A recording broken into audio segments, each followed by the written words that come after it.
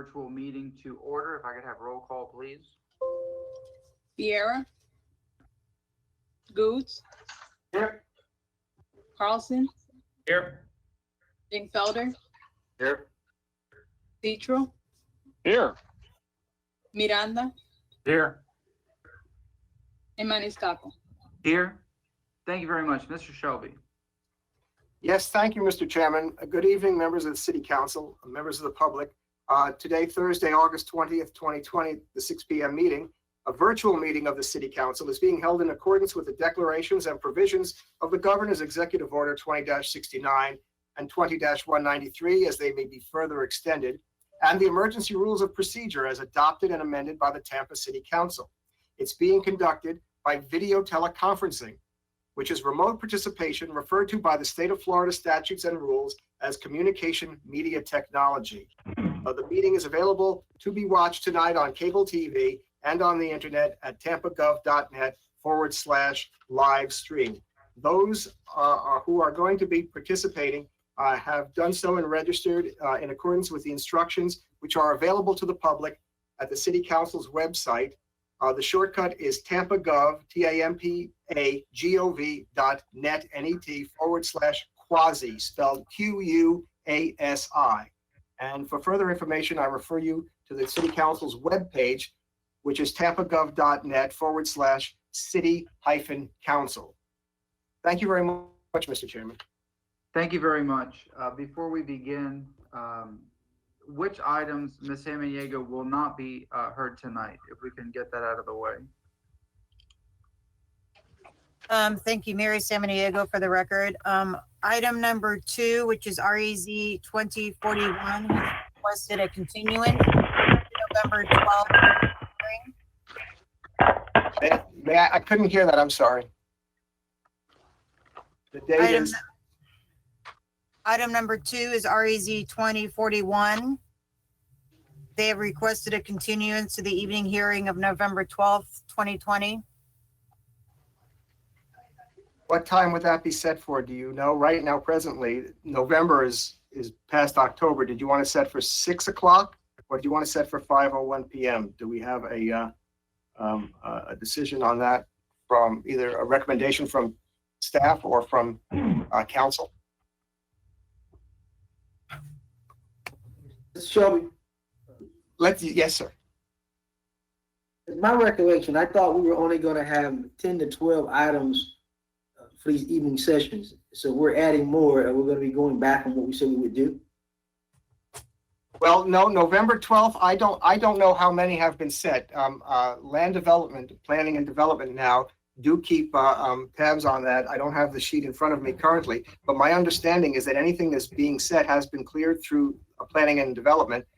And I believe the November 12th date would allow for, I suspect, up to 10. Otherwise, council, there may be an assumption because you didn't extend it past October 1st. It may be there may be an assumption that it goes back up to 13. I don't know how that's being addressed. But by November, there's an assumption there at this present time that City Council will either be back in person at the Tampa Convention Center or back in person at the City Council chambers. So the answer to your question, sir, is November is far enough out that I can't answer that. I don't know. All right. Mary, I'm sorry, just to answer your question, I'm keeping track of the number of cases. This case, as well as the next one I'm about to continue, will be 10 cases. Thank you, Mayor. Okay. All right. Next. What time, sir? Because that needs to be a motion. Is that correct? So that one would need to be opened and continued. Would that be correct? Okay. Do we want to do that individually then? A motion to open that and continue it and take them individually? I think just that's wanted to probably see best. what was not being heard tonight. That's all, and then we'll get to it Oh. when we get to it. That's all. So Oh, what else we can answer is that not gonna question. be for tonight? Staff could answer the chair's question, I think. I'm sorry, I'm confused. Don't we have to vote on the continuance?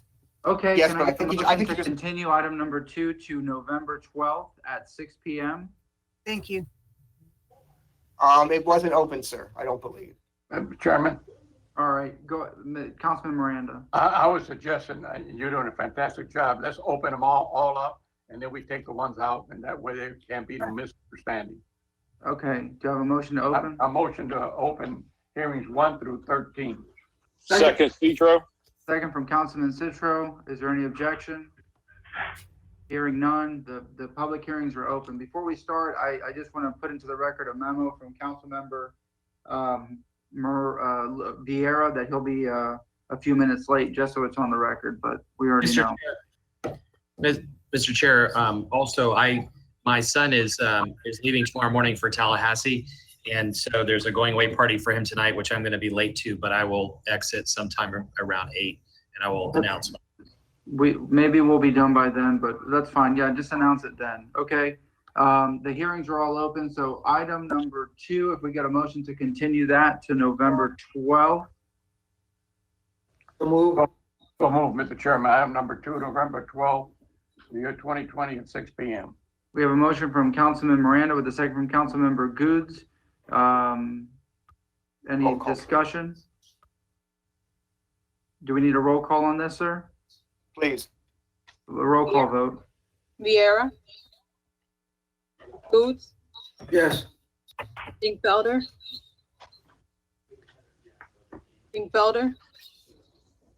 Maniscalco, Yes. Carlson, Yes. Citro, Yes. and Miranda.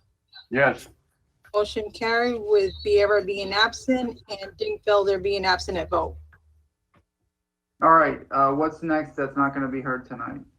Thank you, sir. Mary Samaniego. Item number 5 is REZ 2060. The applicant has requested a continuance again to the November 12th, 2020 hearing at 6 p.m., please. All right, So move. we have a motion to continue this item from Councilmember Goods. Do we have a second? Second. Second from Councilmember Miranda. Roll call vote. Vieira, Good, Yes. Dingfelder, Maniscalco, Yes. Carlson, Yes. Citro, Yes. and Miranda. Yes. Motion carried with Vieira being absent and Dingfelder being absent at vote. All right, Councilman Dingfelder is having a connection problem. He is trying to hook up here, but he's got an issue there, but he's in the meeting. All right, what is the next item? Item number, Mary Samaniego. Item number 6 is REZ 2031. They are requesting a continuance to the September 10th meeting at 5:01 p.m. All right, may I have a motion to that effect for item number 6? I'm sorry, Mr. Chairman, may I just interject for this? Yeah, I just want to bring to council's attention, I think there are 2 here tonight that are requesting September 10th. And to address Councilman Good's question, I learned earlier tonight, right before this meeting, that from the clerk's office, that the second readings that have been previously scheduled for November 10th have not yet made it to the calendar. So I just want to bring to council's attention how many you have scheduled for November 10th. You have 6 quasi-judicial, 1 vacation, vacate of easement or right-of-way, 5 land rezonings. You have you have 2 adoption plan amendments, and you have 1 development agreement. So you have 6 quasi-judicial, a plan amendment, and 1 development agreement. Council, you also presently, as of tonight, have 14 second readings scheduled for that evening. So I cannot say in a virtual environment, and I cannot have any recollection of what those cases are specifically. They could go long, they could go short. I don't know how long 14 second readings are going to take. So I just want you to know you presently have, whatever council chooses to do, it's your meeting, it's your pleasure. If you add any meetings tonight, they will add quasi-judicial on top of the 14 second reads. And I should also point out something else, that unless you schedule it to another meeting other than September 10th, all the meetings that are passed on first reading tonight would otherwise be set in addition to the 14 to September 10th.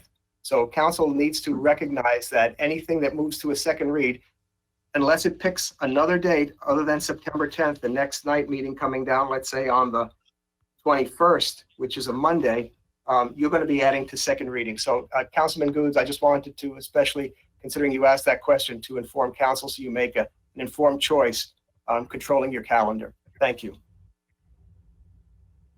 So All that right. being said, the question is, do you want to add additional first reading quasi judicial hearings to the 10th of September, knowing what you know, and it's council's purview? Thank you. It's fine with me. Any discussion from any council members? Well, my concern was that we talked about with Mr. Carlson motion before, that citizens being out so late, we've got a crisis going on and just a time factor. So I just wanted to, put that on the table. With that many, it could run late. So it's just a factor what the other members want to do. But I want to do whatever. I was just bringing that to the attention that we said we would stick to a certain number. Mr. Chair. Councilman Carlson. Yeah, I've said this before in other meetings, but just for anybody who's watching, I think going too late is not fair for staff, and it's definitely not fair for the public.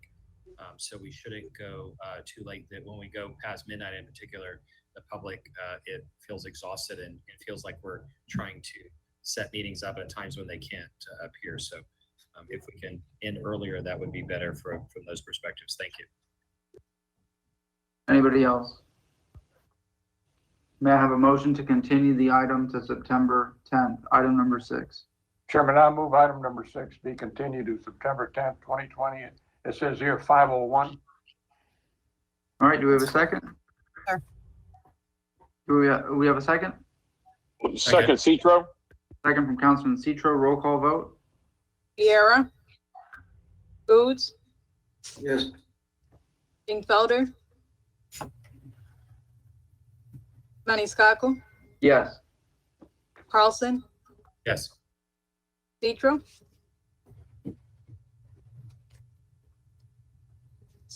Yes. and Miranda. Yes. Motion carried with Viera being absent and Dingfelder being absent at vote. All right, item number 7 is next. Item number, Mary Samaniego, item number 7, a request to continue to, again, September 10th at 5:01 PM, please. All right, any discussion on that? Hearing none, do we have a motion to continue item number 7 to September 10th? So Mr. moved. Chair. Second, Citro. Item number 7 at REZ 2033 at September the 10th at 5:01 PM. All right, we have a motion, Councilman Miranda, second from Councilman Citro, roll call vote. Viera, Goods, Yeah. Dingfelder, Maniscalco, Yes. Carlson, Yes. Citro, Yes. and Miranda. Yes. Motion carried with Viera being absent and Dingfelder being absent at vote. All right, what's next? Is it item number 9? Yes, it is. Item number 9 is REZ 2045. They're requesting a continuance to November 12th, 2020 at 6 PM, please. All right, can we get a motion to that effect? So move. Motion from Councilman was it? Goods, we have a second? Second. Date and time again, please. The date and time. I'm sorry. November 12th, 6 PM. Thank you. All right, we have a motion from Councilman Goods, second from Councilman Miranda, roll call? Viera, Goods, Yes. Dingfelder, Maniscalco, Yes. Carlson, Yes. Citro, Yes. and Miranda. Yes. Motion carried with Viera being absent and Dingfelder being absent at vote. All right, the next are items 11 and 12, which cannot be heard. Can I get a motion to remove those 2 items from the Chairman, agenda? move 11 and 12, items 12, 11 REZ 2054, item 12 RE7 20. We have a motion from Councilman Miranda, second from Councilmember Goods, roll call vote? Viera, Goods, Yes. Dingfelder, Maniscalco, Yes. Carlson, Yes. Citro, Yes. and Miranda. Yes. Motion carried with Viera being absent and Dingfelder being absent at vote. All right, just received an update here that Councilman Vieira will be joining us closer to 6:50 this evening, 6:50. Having said that, we will begin with item number 1.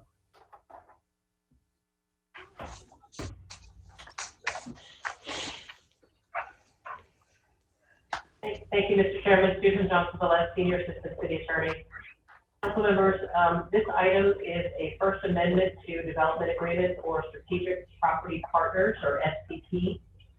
Development agreements are governed by the Florida Local Government Development Agreement Act, which is contained in Chapter 163 of Florida statutes.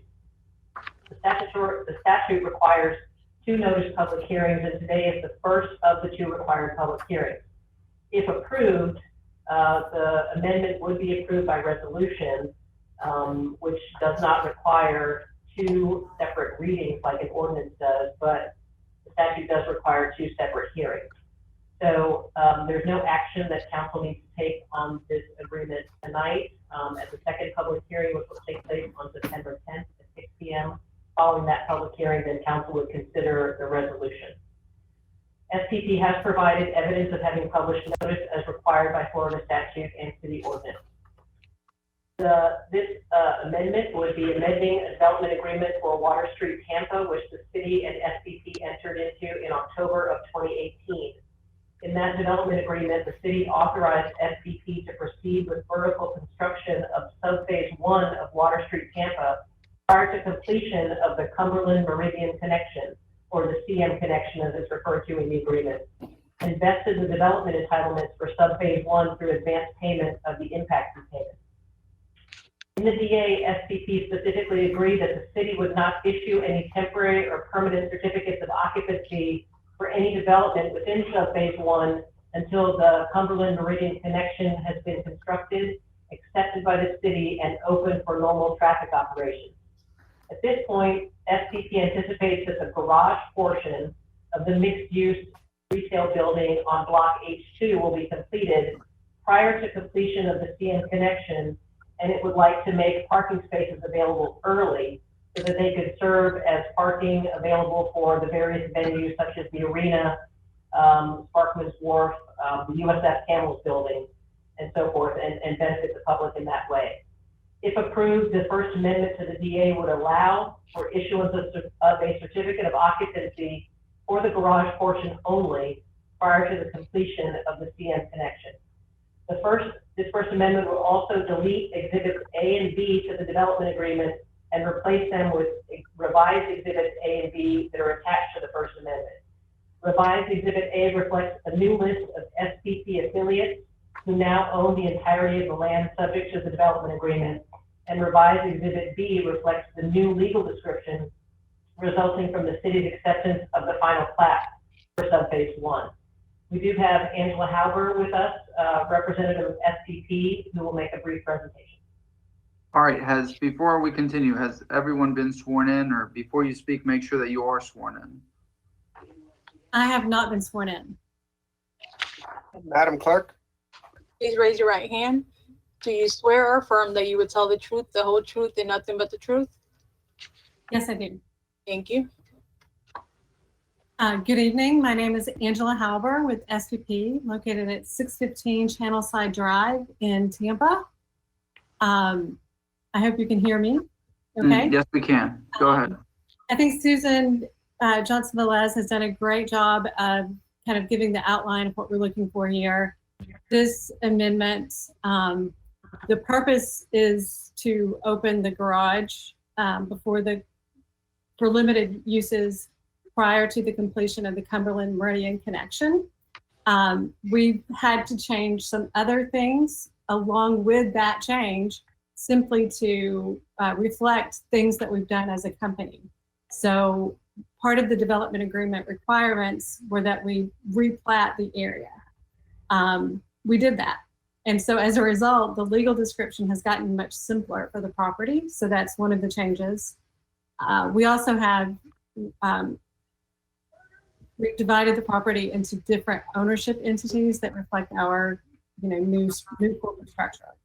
But other than that, the meat of the amendment itself is to open the garage for to relieve the congestion in the area ahead of the actual Cumberland connection. Again, we're not trying to open anything else in the district at this point. We have a lot of work that's happening, but because of the location of the garage at the corner of Meridian and Cumberland, we believe that it can be useful to relieve some traffic concerns and parking concerns that we have in the area. At this point, in light of everything that's happened, that congestion doesn't exist in the way that we had anticipated because we've been able to move forward with less traffic on the roads, but we still wish to open the garage as soon as we possibly can. All right. Thank you very much. Any questions from council members? Councilman Miranda. I would assume that legal has reviewed all the documents and affirmed everything is copacetic. Yes, sir, we have. Thank you very much. Thank you very much. Anything else? If not, we will see if there's anybody in the public that wishes to speak on this item. Item number 1. Is there anybody in the public at the convention center?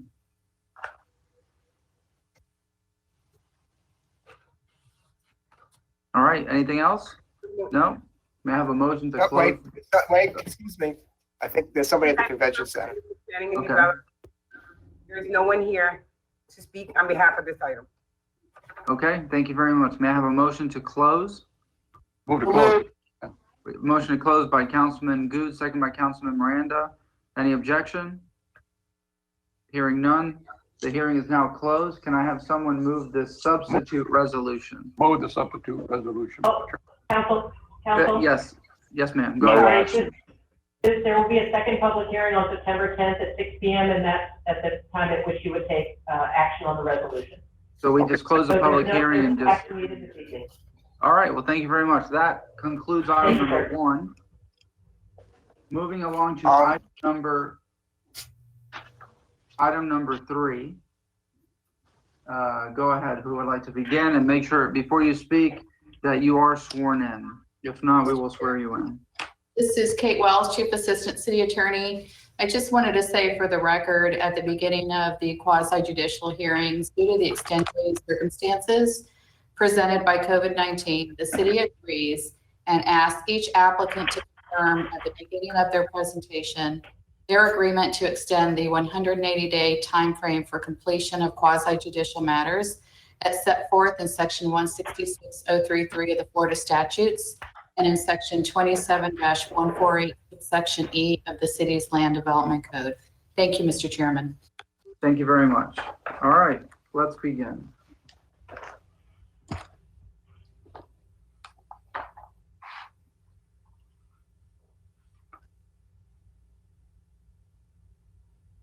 All right, who would like to begin with item number 3? Is it Mary?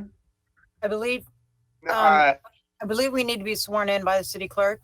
All right, go ahead and please, if you haven't been sworn in, this is the time to be sworn in. Mr. Chairman, Jim Cruz, City Clerk's Office. The presenter, Mr. Hemmings, has not turned his microphone and video on yet. He needs to be sworn in.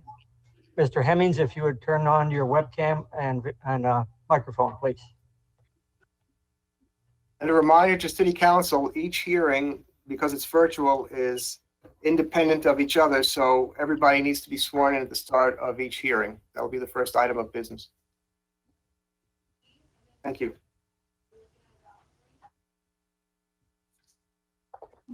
Raise your right hand. Do you swear or affirm you would tell the truth, the whole truth, and nothing but the truth? Yes. Thank you. Chris, I don't think we can hear you.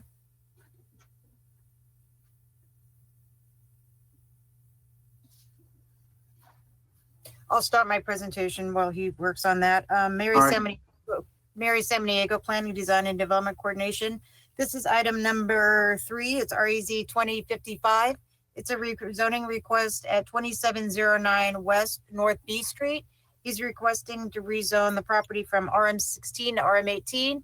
I'll hand it over to Jennifer Malone to make her presentation.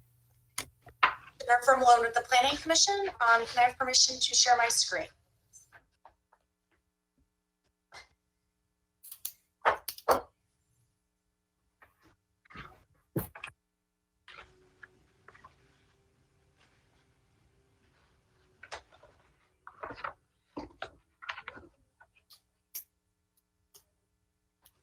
All right, your screen is coming up.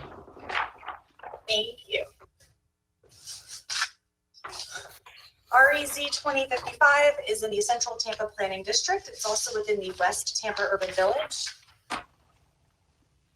There is a transit stop located approximately 2 blocks to the south of the subject site. Villa Brothers Park is within a half mile of the site. It's also within the level D evacuation zone.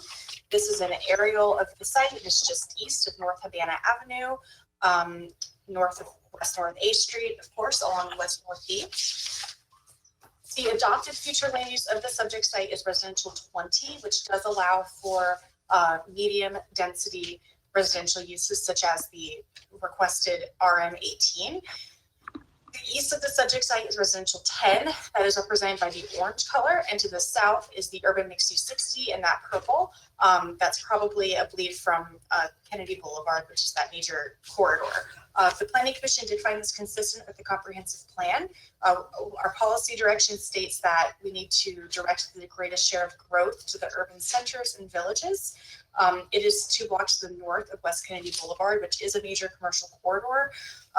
We did find that this was consistent with the surrounding area, and it is the development pattern that is anticipated under that residential 20 future land use designation. And that concludes my presentation. Thank you.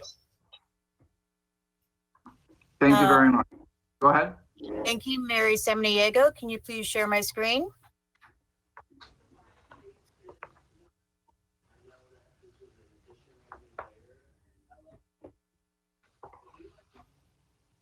Thank you.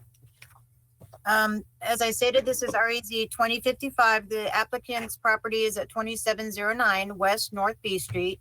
He's requesting to rezone the property from the current zoning district of RM16 to RM18. This is a Euclidean zoning district, so therefore no waivers are permitted. He's asking just to go to the straight RM18 zoning district.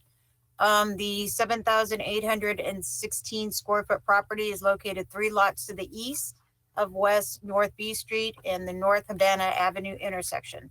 The property is currently occupied by a detached single-family dwelling with 2 units constructed in 1939. It is surrounded by detached single-family residences on all sides, RM16 zoning district. The property is located in the West Tampa overlay and is subject to all applicable standards of permitting of section 27241. And if approved, any development on the property would be required to comply with the RM18 zoning district. Here's a zoning map of the surrounding area. The application site is here in red. The overwhelming majority of the surrounding area is in RM16. You can see, however, to the west, there has been a development turnover where individual properties have, over the last, I would say, at least decade, rezoned over to RM18 or planned developments. Saying that the Development Review and Compliance staff has found this proposal consistent with the City of Tampa Land Development Code. Jonathan Scott from Transportation and Bill Boris from Natural Resources are available if you have any questions, as am I. All right, are there any questions? All right, I hear none. Is the applicant on video and audio and can hear us? Yes, sir. All right, go ahead, sir. You may speak. I've owned this property for 20 plus years, and the intent is to construct 3 Mediterranean style townhomes, and improve the neighborhood. The future zoning was RM20. We're not asking for that. We're just asking for RM18 so we can get the 3 units on there with the proper setbacks. We hope that the city council would approve our application. Thank you very much. Are there any questions for the applicant? Any questions for the gentleman?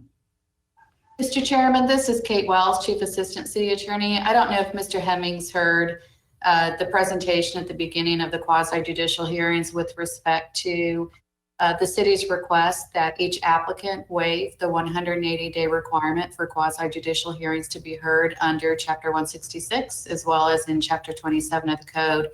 And we would ask Mr. Hemmings to confirm on the record that he consents or agrees to the waiver of the 180-day requirement.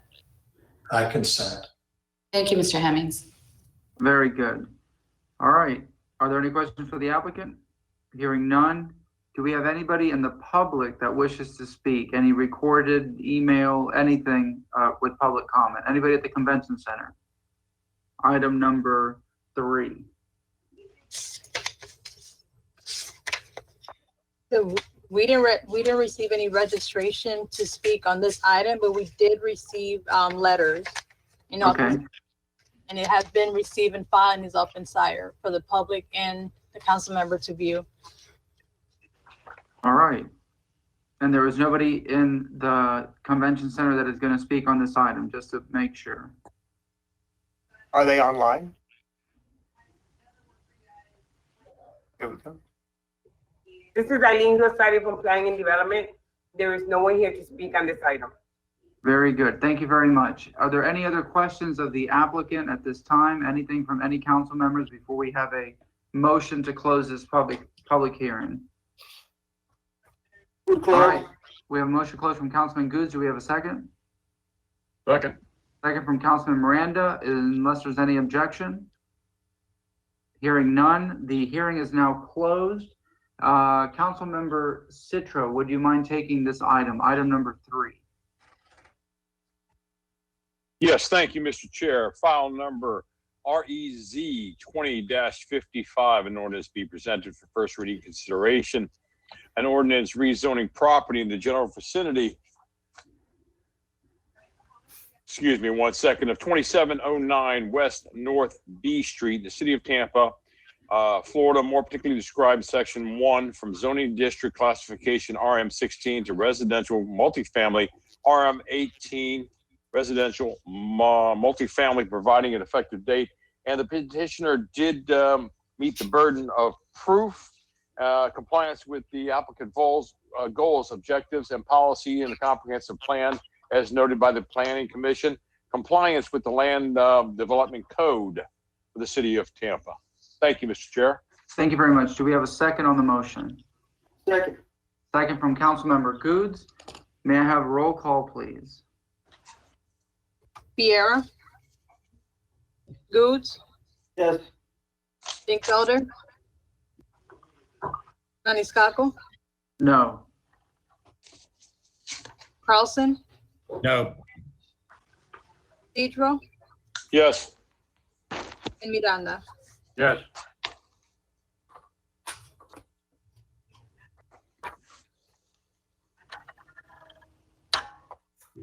One.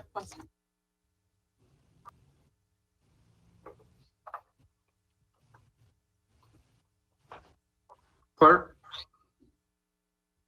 Yes. you didn't call the final tally. Motion did not pass with Vieira being absent, Dingfelder being absent of vote, and Maniscalco and Carlson voting no. All right. Do we need a motion now to deny this item? Well, here's the question, Council. Let me refer you to the rules of procedure for quasi-judicial virtual hearings that were amended on August 6th.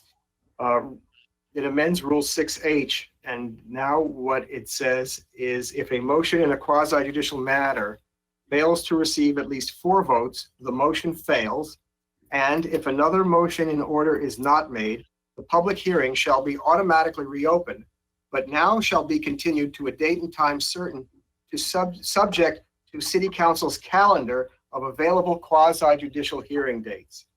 So the question would be whether another motion is made depending on council's pleasure. Otherwise, it's automatically reopened, and then you have to determine when it's going to be continued. Thank you very much. Do we have another motion? And this motion would be for denial. Do we have a motion of denial? Mr. Chair, it seems like we don't have the votes. The only way the outcome would change is if we had 1 or 2 more people, right? So if there's no motion on the floor, the hearing would automatically be reopened, and we'd have to reschedule it to a later date. And at that later date, hopefully there's enough council members, at least 6 or 7 available. So may I have a motion to reopen this public hearing? Make a motion to reopen, maybe when the time that we do something, the other 2 council members are here. All right. Would you like to, Mr. Shelby, would it be proper to go on to another item and wait until Dingfelder or Vieira is online? Yes, why don't you then reopen this by unanimous consent if you like, and then hold this item until Okay. later in the hearing. So we have a motion to reopen from Councilman Miranda. Do we have a second? Second, Citro. Second from Goods. Unless there's any objection, the hearing is open. We're gonna leave it open and we're gonna move on to item number 8, which is the next item. I'm sorry, item number 4, not item number 4. Can I just ask a question real fast, Mr. Chair? Sure. Marty, if we leave this open and the other two come back, don't they have to hear all the evidence? So didn't you say the rules are that we should just move it to another date? Or do we need to? Well, certainly they would need to hear the evidence, so that it would need to be presented in a way where they have that evidence, the opportunity to be presented from staff and from the petitioner. You're absolutely right, sir. So if that is an issue, then council may want to reconsider what it does, but certainly I can't say. Councilman Miranda. I agree with Mr. Carlson's motion. However, earlier, the conversation we had, it looks like the meetings in the next month or two are going to be pretty full. So if we only have 2 or 3 left here today, maybe if one or two of the other city council members arrive before then, we can dispense of this one way or the other. That's just my opinion. And it doesn't take but 5 minutes to listen to the evidence. I So agree we with can that. just move on to the next agenda item, and then we'll come back to this. So we already have a motion that reopened the hearing. We'll leave it open and we'll move on to number 4. And then by then, Vieira or Dingfelder will have connected and we'll figure it out from there. So item number 4. Mary Samaniego, item number 4 is. Before we begin, I'm sorry, Yes, Mr. Chairman. yes. If it's a new item, it means swearing in the witnesses. Okay, before we begin, item number 4, and I'll ask this before every item hereafter. Have you been sworn? If you haven't been sworn, we'll swear you in. Mr. Chairman. Yes, You still have Yes. Mr. Hemmings on the screen there. I think maybe somebody needs to explain to him what's happening. I think he's a little confused there. okay, sir, per the rules, per this virtual meeting, the motion did not receive enough votes to move forward, and there was not a motion of denial. So what we did was we reopened the hearing. We're gonna hold on to it and move on to the next item because we're waiting on 2 council members. Once those council members, or at least one of those council members, gets back on the meeting, we'll have enough people to move forward and take a vote where we can settle this tonight one way or another. So we're gonna put you on standby, just stand by. We're gonna move on to the next item and then we'll come back to you as quickly as we can once we get more council members online. Did you get that, sir? Yes, sir. Were we just short one vote or is it? If we have one more council member, the vote can go either or, we can settle it better. Councilmember Vieira will be coming online closer to 6:50 per his memo, and Councilman Dingfelder has some connectivity problems. We're trying to fix that.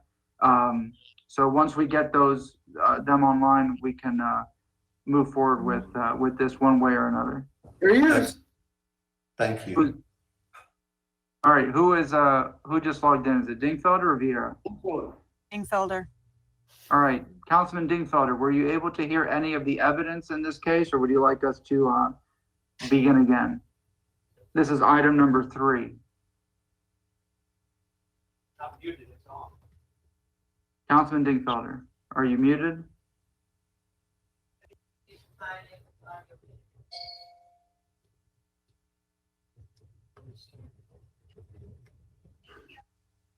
Councilman Dingfelder.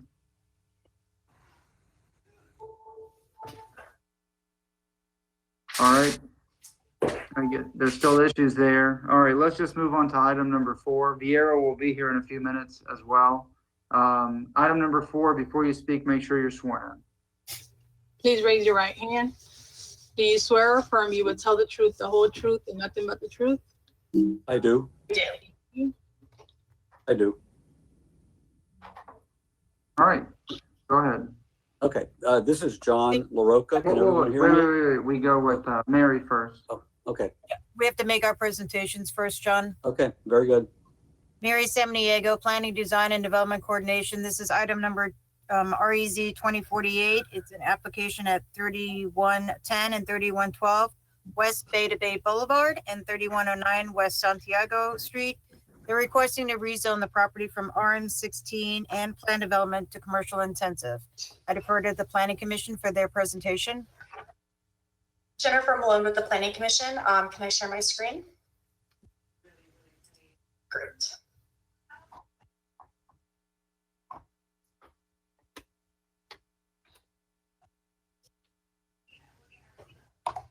This is located in the South Tampa Planning District within Evacuation Zone C. There is a limited HART express route approximately 0.4 miles from the subject site. It's also within the Palma Cia neighborhood. We are along West Bay Boulevard.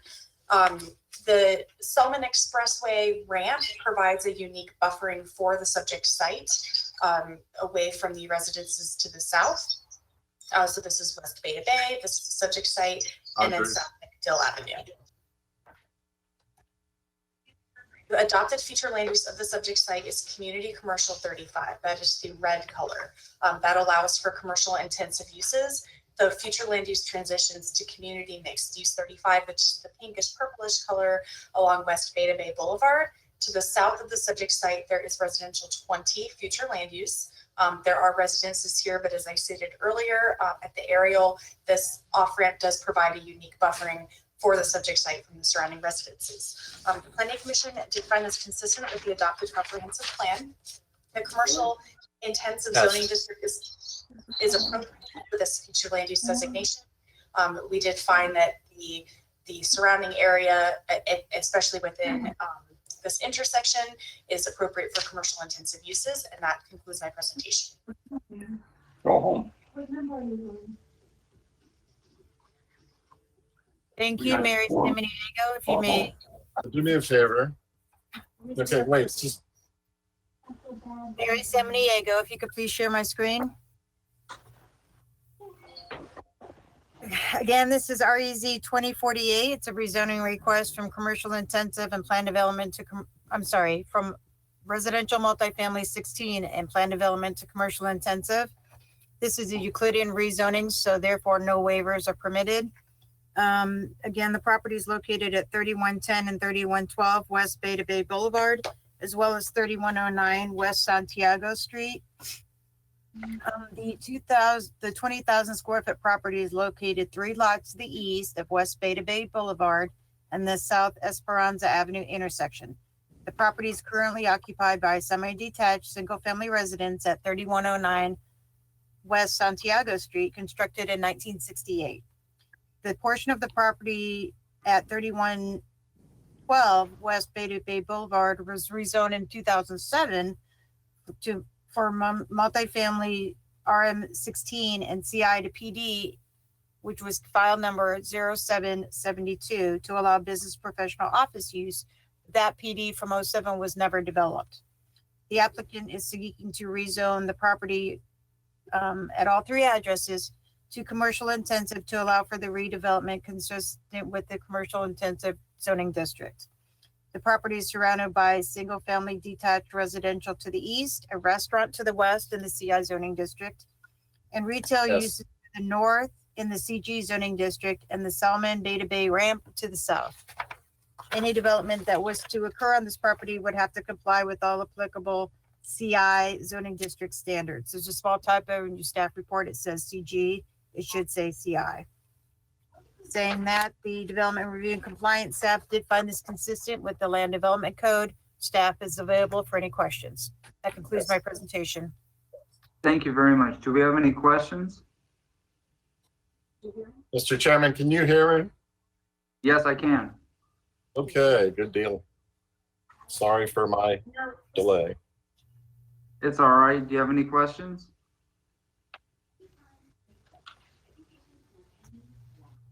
All right. We will go to the applicant. Okay, good evening, Mr. Baraka. Chairman. Thank you.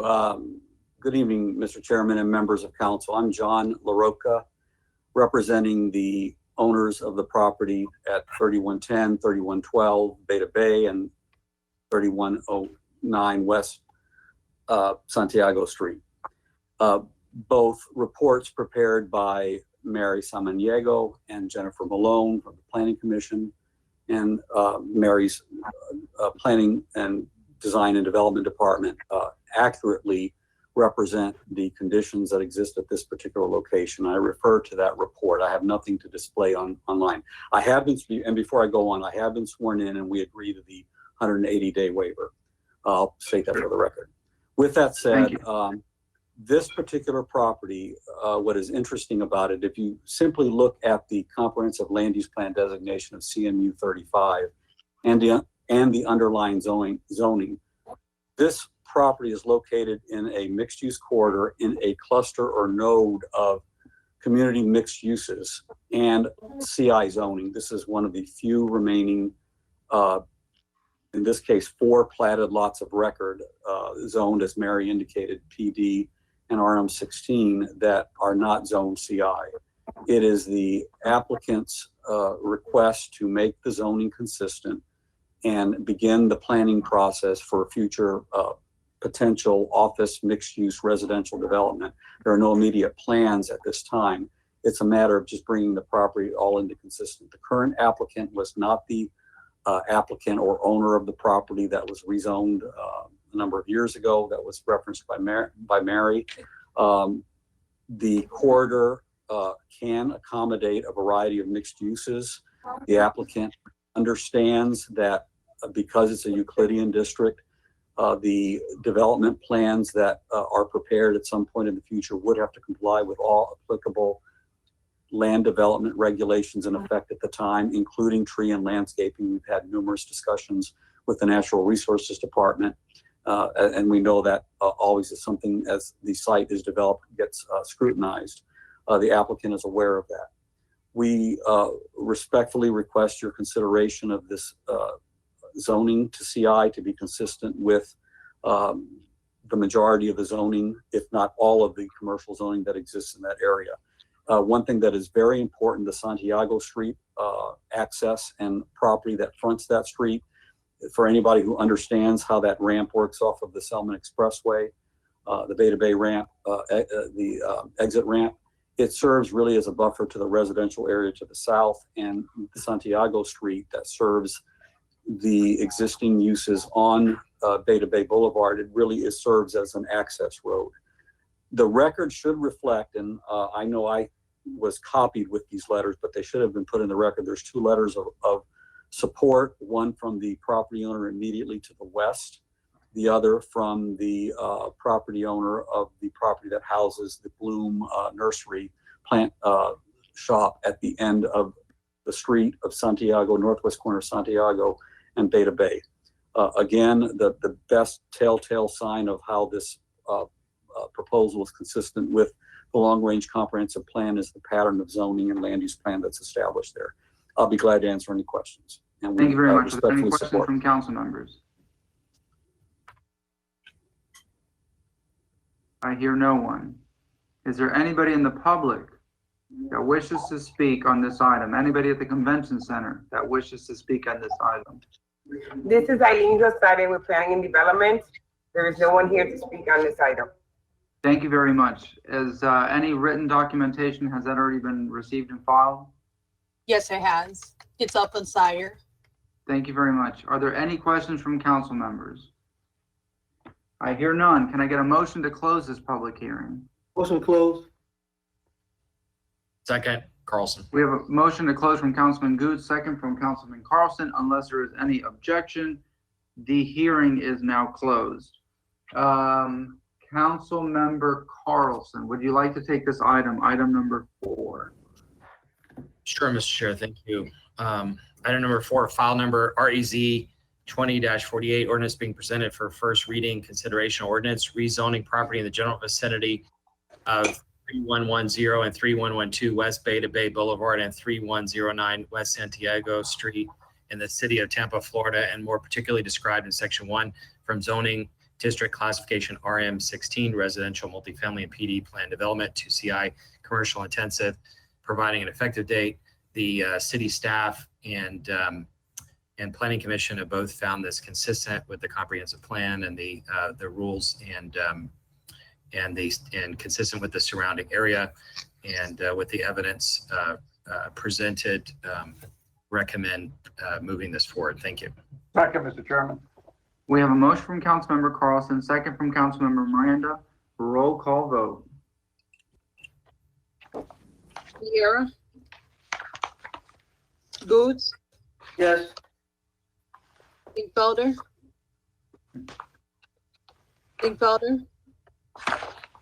Maniscalco, Yes. Carlson, Yes. Citro, Yes. and Miranda. Yes.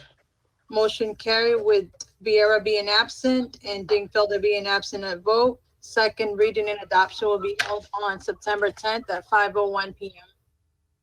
Thank you very much. Thank you. We will now move on to item number 8. Item number 8. Remember, before you speak, if you have not been sworn in, you need to be sworn in. Mr. Chairman, if I can, for the purposes of a virtual hearing, we'd like everybody sworn in, even if each hearing be treated separately so that everybody is sworn in. Yes, That's all sir. on the record. Thank you. Yes, sir.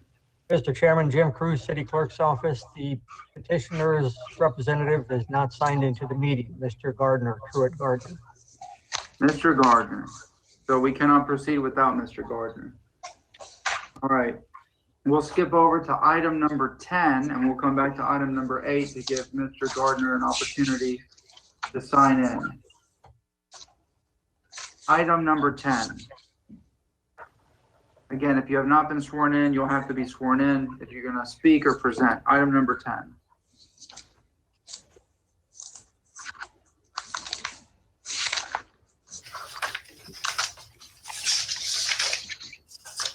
Who would like to begin with item number 10? Nobody's been sworn. We're waiting for the applicant.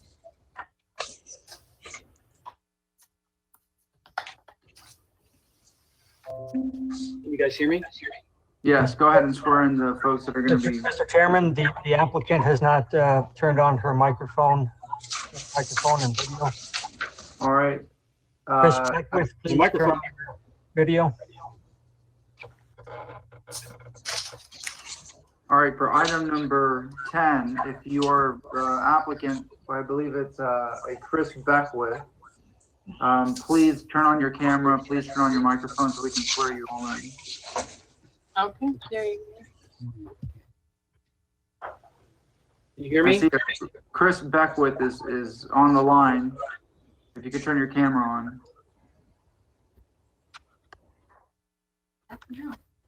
Can you see me? Here I am. Yes, we can. All right, you're on you're heard and seen. All right, Mr. Crew, if you'd like to swear everybody in for item number 10. Please raise your right hand. Do you swear or affirm you will tell the truth, the whole truth, and nothing but the truth? Yes, I do. Thank you. Mary Samaniego, item number 10 is REZ 2050. It's a rezoning request for the property at 2820 North Central Court from RS50 to planned development for one detached single-family residence. I'll refer to Jennifer Malone of the Planning Commission for her presentation. Jennifer Malone with the Planning Commission. I am ready to share my screen.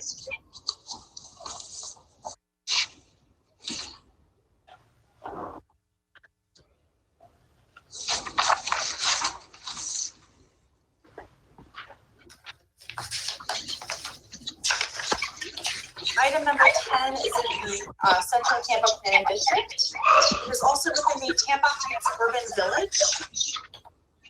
This is the surrounding adopted future land use map. The designated future land use for the subject site is residential 10. There's a variety of land uses within the area. There's also the residential 35 to the south, community commercial 35 to the east, along with Ford Avenue. Mr. Chairman, point of order. Councilman Goods. I can't hear. Could you ask them to mute their phone so I can't hear? There's someone with some background noise. If you could please mute your screen, your microphone if you're not speaking at this time. Thank you very much. Nope, not yet. I can still hear it. Mute yourself if you're not speaking. All right, Ms. Malone, go ahead. Thank you, Council. can certainly answer any questions if anybody could not hear what I was saying earlier, but this is in the Tampa Heights Urban Village. It is between Interstate 275 and North Florida Avenue. The adopted future land use of the subject site is residential 10, which allows for the request of single-family detached that the applicant has requested. And the Planning Commission did not find any, we did not have any objections to this request. The subject site is larger, where there could be more dwelling units on it, but the applicant's only requesting the one. So it's well within the density and would match the pattern of the neighborhood. And that concludes my presentation. And I am Thank you very available for much. any questions. Thank you. Do we have any questions for Ms. Malone?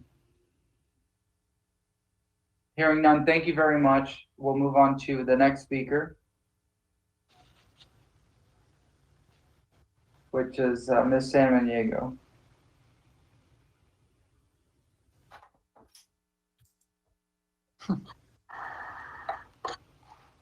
Thank you. Mary Samaniego. I'll begin my presentation. Again, this is REZ 2050, a rezoning request for the property at 2820 North Central Court. It's currently zoned RS50. They're requesting a planned development to create one single-family detached lot. The applicant is proposing to create one detached single-family lot. The property is located at the northwest end of North Central Court dead-end roadway and is in single ownership with 2824 North Central Avenue to the east. The lot to the east has an existing residence, 2824 North Central Avenue, which is in compliance with the existing RS50 zoning district and is not included in this planned development proposal. The creation of the new lot, 2820 North Central Court, must be completed through this rezoning process as a planned development to create a lot at the end of a dead-end right-of-way. The proposed lot is 11,003 square feet in area with dimensions of 90 feet on the west and east and 122 feet on the north and south, with 15 feet of frontage at the end of North Central Court. The proposed plan development setbacks for the dwelling unit are north 15 feet, south 7 feet, east 63 feet, and west 23 feet with a maximum height of 35 feet. Here is the subject property. Site plan, again, is just for one lot. This property is in the Tampa Heights Local Historic District. The purpose of the PD before you today is just to create the lot.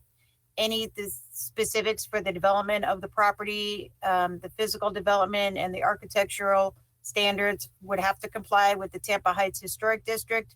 And after zoning approval and prior to permitting, the applicant has been made aware that they must go before the Architectural Review Commission to seek compliance for the architecture and the structure and building placement through the ARC.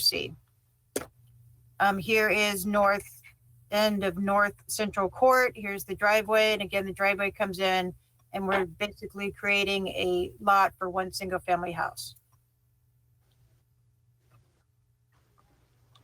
Here is the subject property in red. As you can see, it's surrounded by the RS50 zoning district.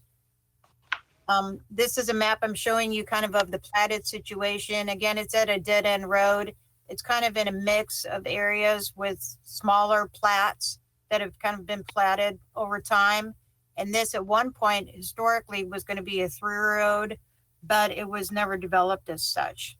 There's a house directly to the west here. And then again, there's a house directly to the east.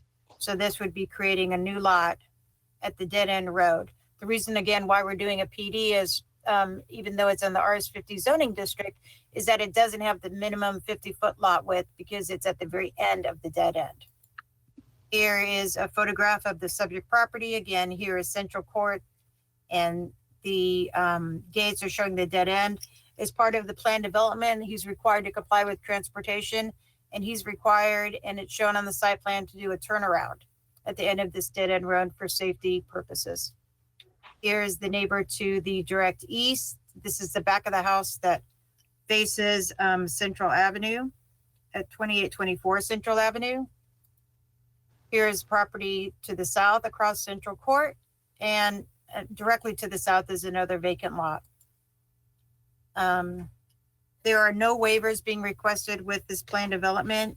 There is one revision between first and second reading. There is one local historic landmark within 1,000 feet of the property, the Episcopal House of Prayer, which is located at 2708 North Central Avenue. Saying that overall, the development review and compliance staff did find this consistent with the Tampa Land Development Code, pending the revisions between first and second reading. I'm available for any questions. Thank you very much. Do we have any questions from council members? I hear none, so we'll go to the petitioner. Petitioner, make sure that you have been sworn in. And if you have, go ahead and present. Yeah, my name's Chris Beckwith. Good evening, everybody. Mary actually explained pretty much everything pretty thoroughly. We are just looking to get the lot rezoned so that I can build a single family house. It's actually for me personally and for me and my wife. It's a unique lot. It's in a good spot. I don't know if you can tell from that site plan. It's interesting that there's actually three sides of it. The north side, the west side, and the east side all have houses that's their backyard. So that's the reason for kind of the L shape to the house and kind of, like she said, it's at the dead end. So, and I've met with everybody at each department. They've asked me for each thing that they needed on that site plan, and I feel that we've accomplished that. All right. Yeah, that's pretty much all I have. Thank you very much, sir. Do we have any questions for the petitioner? Any Mr. questions? Chairman, this is Kate Wells, Chief Assistant City Attorney. At the beginning of tonight's hearing, I had asked each applicant, I don't know if Mr. Beckwith had an opportunity to hear it, but due to the extenuating circumstances presented by COVID-19, the city is agreeing to waive the 180-day period for completion of quasi-judicial hearings. It's established by statute as well as in Chapter 27 of the code. We're asking each applicant as part of their presentation to consent to a waiver of that 180-day requirement. Thank you, Mr. Chairman. I consent. Thank you very much. Do you consent? Yes. All right. Thank you very much. Mr. Chair, could I ask a question? Yes, sir. It looks like we got one piece of public comment, and in the public comment, it says that there's no access to this road. It looks like on the map that there is access. Could someone just explain whether there is or isn't?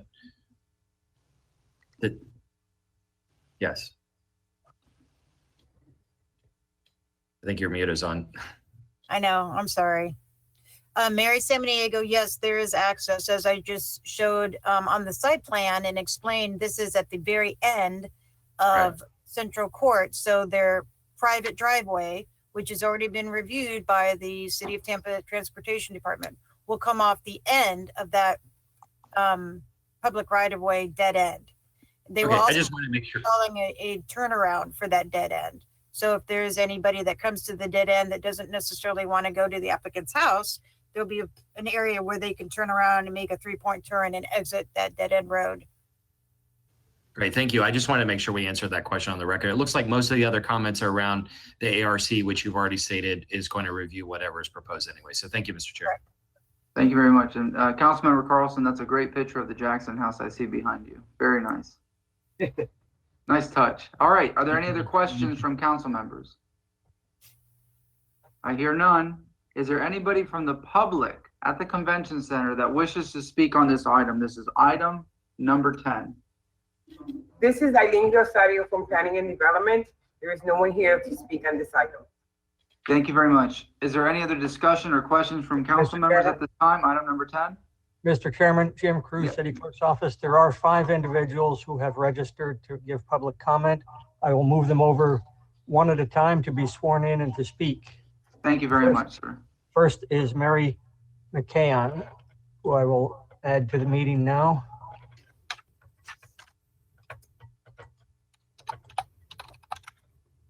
Ms. McKeon, if you could turn your camera and audio on and be sworn in. Hello? Yes, we can hear you. Can you turn your camera on? I don't know how, oh, here we are. Okay, thank you. First time through a rookie. There we go. We can see you now. Hi, good evening. I sent in a PowerPoint. Would it be possible to have that up, or may I put it on my screen and you can snatch it? And were you sworn in, ma'am? Mr. Crew, have you sworn her in? Can you please raise your right hand? You can Do see you it swear right. or affirm that you would tell the truth, the whole truth, and nothing but the truth? I do. Thank you. Okay, go ahead. My name is Mary McCann. I live at 2812 North Central Avenue. I want to make the council members aware of how frustrating this has been for the residents. We were told by city staff on Tuesday, I was told directly by city staff with information coming from Mary Samaniego, that PDs that are single lots and single dwellings are in fact exempt from ARC review. Needless to say, that was incredibly distressing news to us 2 days ago. And many of us have spent a great deal of time preparing for this to try to impress upon City Council that our historic district protections and process for new construction, which needs to be compatible with the existing neighborhood and in compliance with the Tampa Heights design guidelines, as everything you and I would have to do in a historic district. This has been in place for 20 years. I'm absolutely delighted to hear that the process is going to be served, but you are not serving the public well, city staff, when you're telling them one thing on Tuesday and it's coming from Ms. Samaniego and discretionary officials. We will be happy to work forward with ARC going forward. Thank you. Thank you very much. All right, Mr. Crew, next speaker, and of course, swear that individual in. Right. The next speaker will be Nancy Renzi Killian, who I am moving into the meeting now. Ms. Killian, if you could turn your microphone and camera on and be sworn in, please.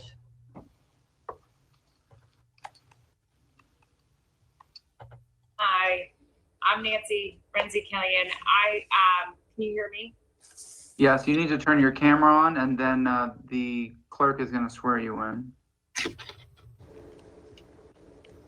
Hi. There we go. We can see you.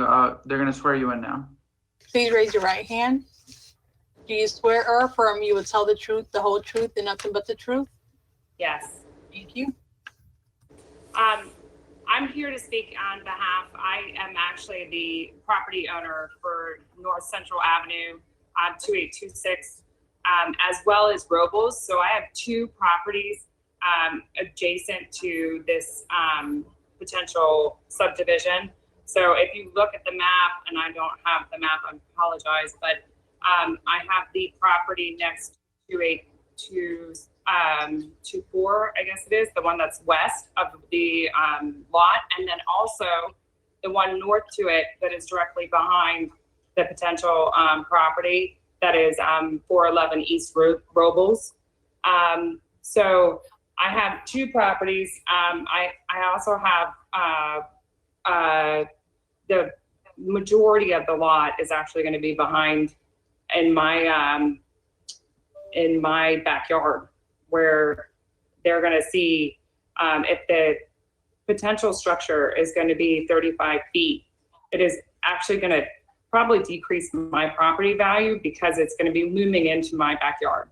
So I would like to have some notification prior to the approval process from the ARC. I don't know if that's possible, but that would be something that I would hope that can be done. But more concerning, there have been several sinkholes in the neighborhood. And in recent past, there was a house that was built next to the proposed lot where they're going to subdivide and put another house. That's the proposal today. And my concern is that there's now a sinkhole potentially in my backyard. And from what I think is due to the well being dug from the other property. Sorry. So until it's safe that the surveys have been done, to figure out by the ground penetrating radar where these sinkholes are coming from, because there's been multiple now in the neighborhood. I would think it would be of the city council's best interest to make sure that the surveys are done prior to having another lot subdivided. So I just would think it would be in the safety of the neighborhood. So that's my concern. Thank you very much. All right, next speaker, Mr. Crew.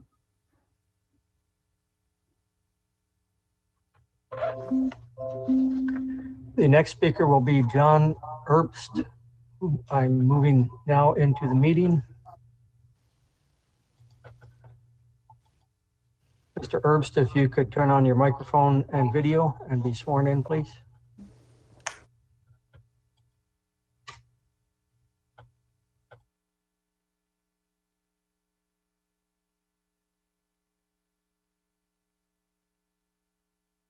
Hello? Yes, sir. If you could turn your camera on. The camera should be on. There it is. There we go. Yeah, I think we're ready. Can you see me? I cannot see you. I'm sorry about that. There we go. All right, now we can see you. The clerk is going to swear you in. Please raise your right hand. Do you swear or affirm you would tell the truth, the whole truth, and nothing but the truth? Yes, I do. Thank you. All right, go ahead, sir. If you could state your name for the record, we'll begin the clock. My name is John Herbst. I live at 2714 North Florida Avenue in Tampa Heights, North Jefferson Street, sorry. My only concern was the lack of ROC oversight, and I'm glad to see that's been changed, and I look forward to the future plan. That's all I have to say tonight. Thank you. Thank you very much, sir.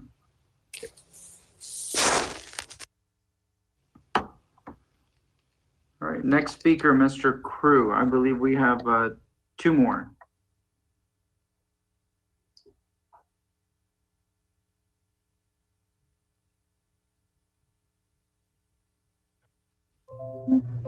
Yes, sir. One just signed into the meeting, and I will transfer her over now. That is Diane Williams.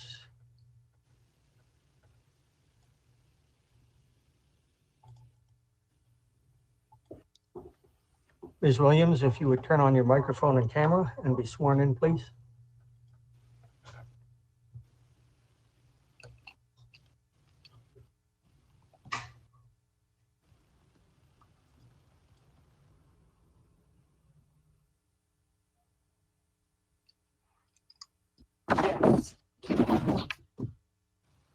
Can you see me? Not yet. We can hear you. Okay. But the camera is not on yet. There we go. Sir, if you, we're going to swear you in. Please raise your right hand. Do you swear or affirm you would tell the truth, the whole truth, and nothing but the truth? I do. Thank you. Good evening and greetings, council members. My name is Diane Williams, and I am a homeowner at 2820 North Central Avenue.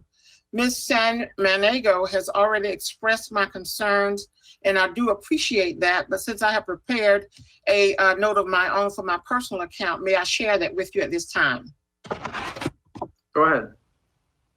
I have been a resident at 2820 North Central Avenue for 39 years. And as you may or may not know, in 1995, Tampa Heights was listed on the National Registry of Historic Places and is a locally designated historic district. As a resident, I was extremely proud of this distinction, knowing that my neighborhood was a reserve area in the city of Tampa. Along with many of my neighbors, we felt the honor was significant of our past, and it would retain a high degree of historic integrity. This designation should be protected and should protect and enhance property values, as well as preserve the physical history of our community. I was the first one to complain about ARC's restrictions when I wanted to do house repairs, but On the other hand, I held ARC in high respect after the fact because they did hold me accountable to follow guidelines. And I want to thank them that they ensured that the changes that I was going to make did not detract from the architectural or the aesthetic quality of my neighborhood. Conformity is not the goal of Tampa Heights or this historic district, but as we want to make sure that it adheres to design guidelines with understanding and respect for the area, and that is all expected. As I learned recently about the property that we are referring to now, REZ 2050, I noticed that there was no consideration or acknowledgement of this being a historic area. That gave me grave concern. It was only a mention, as San Maniego has remarked about, the historic landmark located at 2708 North Central Avenue, the Episcopal House of Prayer. My deep concern prior to her presentation was that the zoning requests and approvals that are not closely reviewed by ARC leaves our community vulnerable to lose its status as a local historic district. While I personally welcome residents and construction, I feel all plans must be sympathetic to strengthening, protecting, and maintaining the character and quality of life in Tampa Heights. My hope and desire is that this council will resume its responsibility to support the guidelines and regulations when approving zoning, rezoning in our neighborhood. Residents move here largely due to the fact that there's a distinction of living in a historic community. We only ask that the residents are given notification in a timely manner and afforded the opportunity to discuss concerns before construction begins. I only ask two things of you today. One is that all historic preservations, Charter 27 codes be applied. And number two, that going forward, that every decision in this matter is underpinned with openness of mind and respect for cultural integrity. In my mother's own words, just old-fashioned gumption. Thank you and have a nice evening. Thank you very much. We appreciate it. All right, next speaker. I believe we have one more. Mr. Chairman, Jim Cruz, City Clerk's Office. The final speaker, Joshua Haupt, registered to speak in opposition to the application. I've contacted him on the phone. He has not signed in and will not be able to join the meeting. Therefore, that concludes our public speakers. Yes. Thank you very much, sir. All right. Do we have any questions for the applicant? Any questions from council members? Are there any questions from anyone? All right. Mr. Chairman, Yes, sir. Mr. Chairman, Councilman Good. I think Mr. Randall is trying to say something, but I think he's muted. Mr. Miranda, if you're muted, unmute yourself and go ahead. Much, my good friend Orlando. I'm sitting here and listening, and the ARC came up 3 or 4 or 5 times in it. And I'd like to have the legal department give a synopsis of the rules and regulation regarding land zoning and ARC approval, and how does that work and how do they mingle together?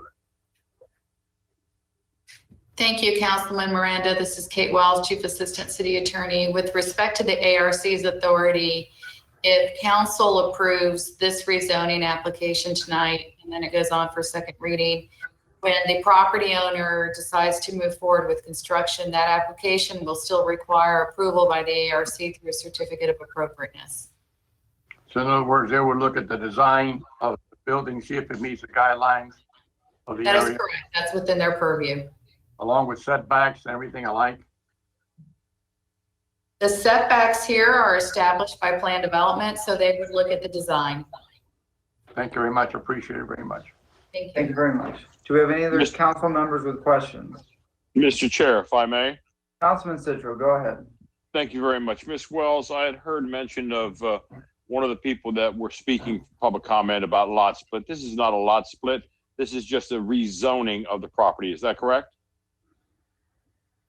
This is the creation of a separate lot from a larger lot, and then they're seeking a PD rezoning for approval, and I'll defer to Ms. Samaniego as to why the PD rezoning was required as opposed to the RS 50 zoning. Thank you, Ms. Wells. Thank you, Ms. Wells. Mr. Citro, yes, this basically is just a lot split. Okay. The reason why they have to do it through a PD is because they do not have the minimum width of publicly maintained road frontage, because again, they're at the dead end of a street. So And- really, the action of the PD is to create a separate lot. The building itself and any structures will be reviewed by ARC. I just professionally, I did not say that this is exempt from ARC or the Tampa Heights Historic District. I don't have the authority to do that, nor does City Council have the authority to do that, speaking as a non-attorney. But I just wanted to clarify the record with that. Basically, we're just creating the lot. The only way to do it is through a plan development where you have to show some of the rudimentary layout. Thank you, Ms. San Diego. Thank you very much. Any other council members with questions at this time? Any other council members? Mr. Chairman? Councilman Dingfelder. Yeah, and I apologize. We've had severe technical difficulties tonight. But anyway, I need an opinion from Ms. Wells. I came in late on this. I did not hear the petitioner make his presentation. I only heard one of the phone callers, the last phone call we heard. So I'm hesitant about voting, but I don't know. You know, we're always told what the parameters are for recusing ourselves. And in this case, I sort of have a technical recusal. I don't know if Mr. Shelby should be the one answering that question for you as your city council attorney. I'm fine with Mr. Shelby answering. I didn't see him up on the screen, so I didn't know if he was here or not. I am. Do you wish to have any questions, or do you wish to have the petitioner discuss things? I guess if you haven't heard the entire hearing, this being quasi-judicial, and on that basis, you haven't had an opportunity to review the entire evidence, I would suspect that there would be a basis for you to abstain, is the fact that you cannot be fair and impartial if you haven't heard the entire evidence. So my question to you is, although that really has not come up, frankly, up until this point, to my recollection. So my question to you is, do you feel prepared to be able to vote, or do you think it is in best interest to abstain in the fact that, not having heard the entire evidence, you may not be able to be fair and impartial and base your decision on competent substantial evidence in the record? What is your the other option is I feel like to it'd be inquire. be fair and impartial, but I can't be informed because I missed what I guess would be 3/4 of the presentation. So in light of that, I would request the chair to allow me to abstain on that basis. If you're comfortable with that, and I understand what you know, this is not a matter of being fair and impartial. You did have technical difficulties. It was legitimate. You want all the evidence before making a decision. I understand. So if you wish to recuse yourself from this and abstain, I understand on that basis. So.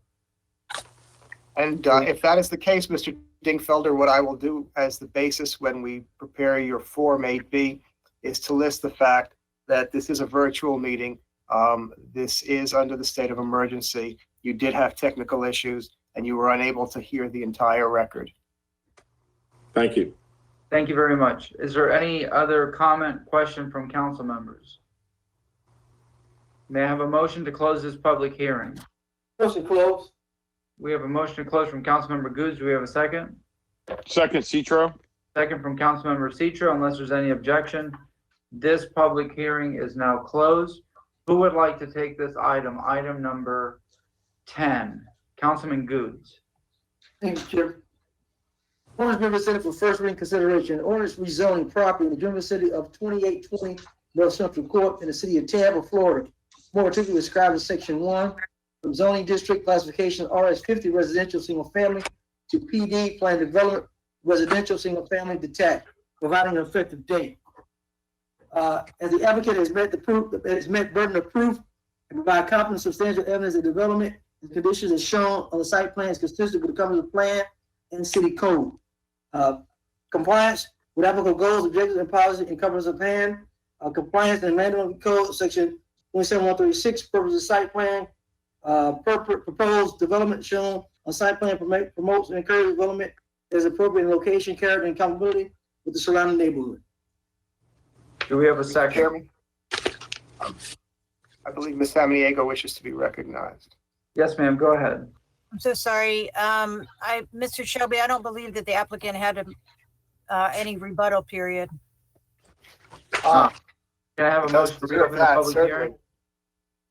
Yes, sir. Thank you, Ms. Samaniego. Thank you very much. Can I have a motion to reopen the public hearing? So moved, Mr. Chairman. So, motion from Councilman Miranda, do we have a second? Seconded, Second Citro. from Councilman Citro, any objection? Hearing none, with the applicant still on the line, do you have any response, any rebuttal to anything that was said, anything in the public hearing? I'm sorry, Yeah. in the public comment. Go ahead. Yeah, can you hear me? Yes, we can. Go ahead. Yeah, just a couple quick things. Honestly, I was under the impression I had to follow the ARC and plan to anyway. I know you guys should have the plans in front of you. You can see what the elevations on the house are. I plan to follow the guidelines of Tampa Heights as closely as possible as I can on that lot. A couple things about the water and the neighbor's concerned about a sinkhole. I plan to use city water, not to do it unless it's absolutely necessary. I'm a builder myself, so I mean, I'm going to have the soils tested on the lot. So anyway, that was my main thing I wanted to say, was that I plan on following all the ARC rules for the neighborhood so that the 5 people that were concerned about that should not have to be concerned about that. That's all I have. Thank you very much. Any questions for the applicant? Anything else? May I have a motion to close the public hearing? Vote to close. Motion from Councilman Miranda. Do we have a second? I believe that was Councilman Goods with the second, unless there's any objection. Hearing none, the hearing is again closed. Councilmember Goods made the motion or read the ordinance. Do we have a second? Do we have a second? Seconded, Citro. Second, Councilman Citro. If we could take a roll call vote, please. Viera, Goods, Yes. Dingfelder, Abstain. Maniscalco, Yes. Carlson, Yes. Citro, Yes. and Miranda. Yes. All right, Motion Chief. carried with Viera being absent, Dingfelder abstaining. Second reading and adoption will be held on September 10th at 5:01 p.m. Madam Clerk, regarding that second reading, September 10th, we're over 20 items, I think 21 items already for that night. Is there a future date that we can have second reading at that would be available, considering the fact that we have so many already on September 10th? Yes, one moment. Okay, and this would apply to everything else that we take up tonight moving forward. Okay, so we have September 21st at Okay. 5 p.m. as well. Okay, let's move moving forward to September 21st. Mr. Chairman, Yes. September 21st is a Monday night. Is that correct, Madam Clerk? Yes. Yes. On September 21st, you have 12 review hearings of the decision of the zoning administrator. Those are full review hearings, 12 of them presently set. That's over the 10, but we did that as part of the rescheduling to catch up. I don't know whether you want to add second reads to that. Obviously. What else do we have available beyond that 21st? So we have September 24th. All right, what does September 24th look like? Looks like 6 rezonings and 1 SU2, so that's 7 quasi judicial. But prior to that, you have 16 plan amendments to be handled for the comp plan amendment. So those generally go quicker, certainly. Let's look at this September 24th date, so we don't have to push things way too far out. September 24th, you said, correct? Yes. All right, let's do that for this item and the remainder of the items that we have this evening. 6 PM? Yes, sir. Okay. Does the clerk have to announce it? Yes. All right. Motion carried with Viera being absent, Dingfelder abstaining. Second reading and adoption will be held on September 24th at 6 PM. All right, thank you very much. I just want to make note that Councilmember Vieira is having severe technical difficulties. He may not even be able to join us this evening. He's trying his best to get on, but nothing seems to be working. I just want to put that on the record. Having said that, I believe Mr. Gardner with item number 8 should be ready to go. So we'll go back to item number 8. Mr. Maniscalco, Mr. Chairman, may I just raise an Hello, issue? sir. I got it on my iPad. Oh, Oh, wait. I hear Can you it. guys hear me? Yeah. Oh, my gosh, sir. Let me call you back. Thank you. Thank you. Okay. It's a miracle. Can you guys see me? No. Am I a boy? Am I a real boy? I'm sorry. This is a hearing. My apologies. I'm trying to get on. Okay. Mr. Chair, Yes. I know you said number 8, but we've had Mr. Hemmings waiting for a while. We have another member for item number 3, if I stand corrected. Well, would you like a full council for that, or should we move forward with 6 council members for item number 3? Looks like we're, That's okay, Mr. Chair. I was just making a point to you because he was waiting a while, so I'm just making that. All right. Mr. Shelby, what do you think about moving forward with item number 3 with Vieira still pending here? We'll have 6 council members. That could be a split vote. That could go anyway. So either way.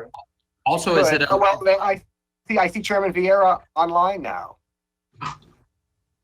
It works. Oh, here we go. All right. Well, let's move to item number 3. For the record, I've been trying to get on for 50 minutes. All right. So I'm We very happy, appreciate it. frustrated. All right, Thank you. let's go back to item number 3, then we'll go to items number 8 and then 13. Item If I number can, 3. If I can, Mr. Chairman, that brings up the same issue that was raised previously. I believe we had 2 council members who did not hear the presentation. Is that correct? Yeah, so we can start it over. It shouldn't take very long, just so they can get up to speed. Councilmembers That would be great. Dingfelder and Vieira.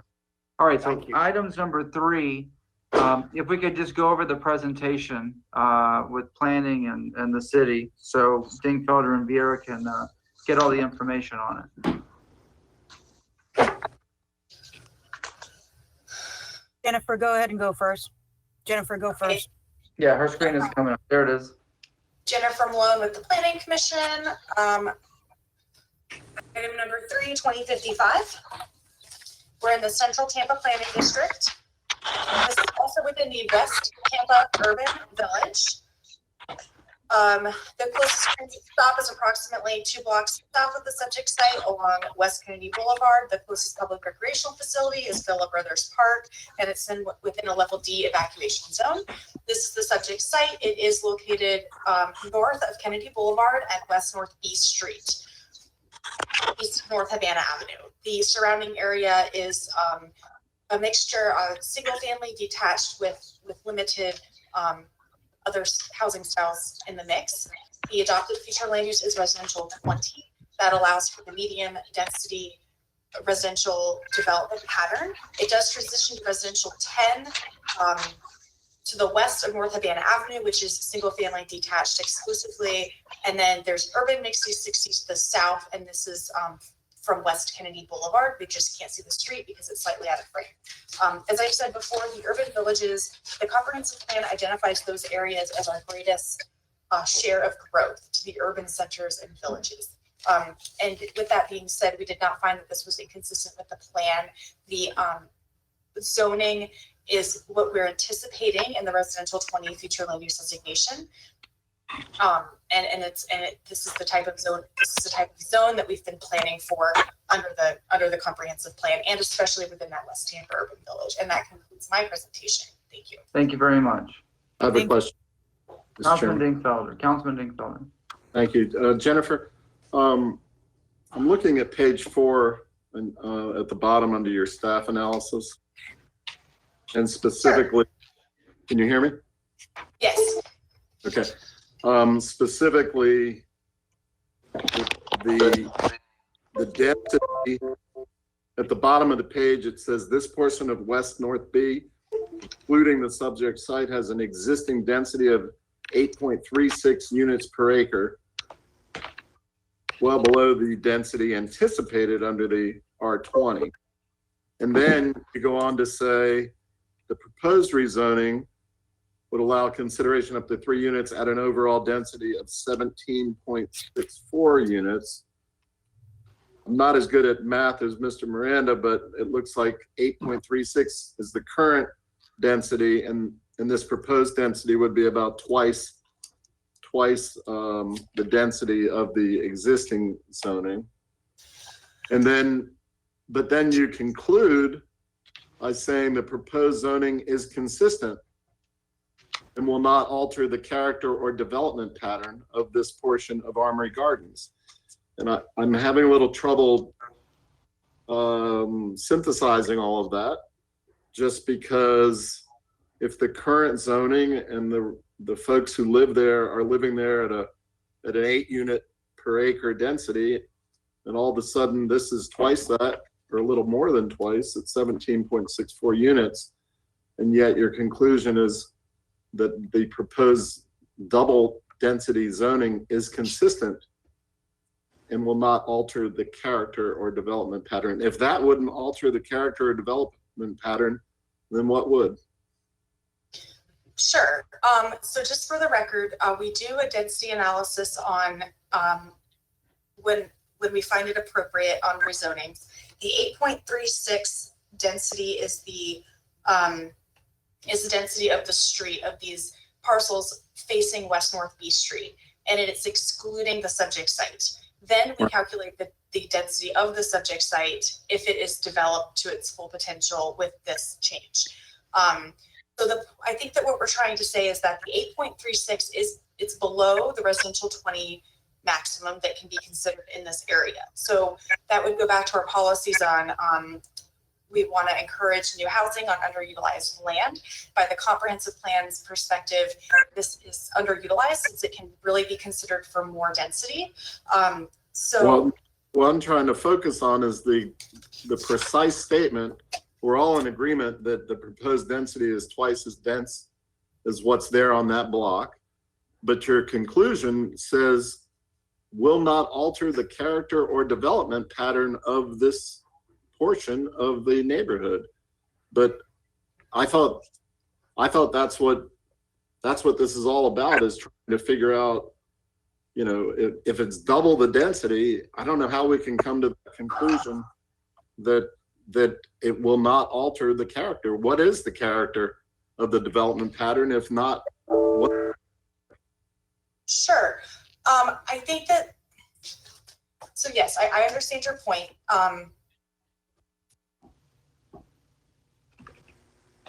I think that it is not altering it's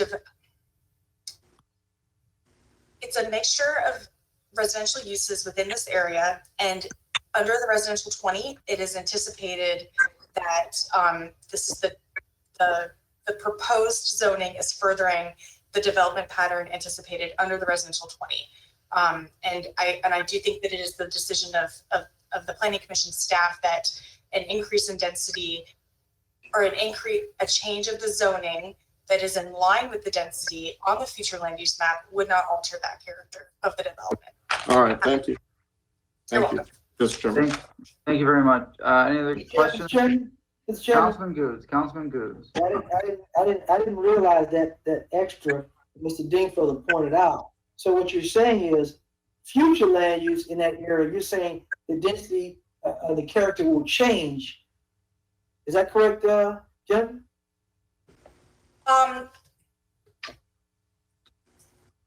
This would allow for a higher potential of, right. So I think that what we're trying to say when we make that density analysis is that the street is not being developed to what the comprehensive plan is envisioning it.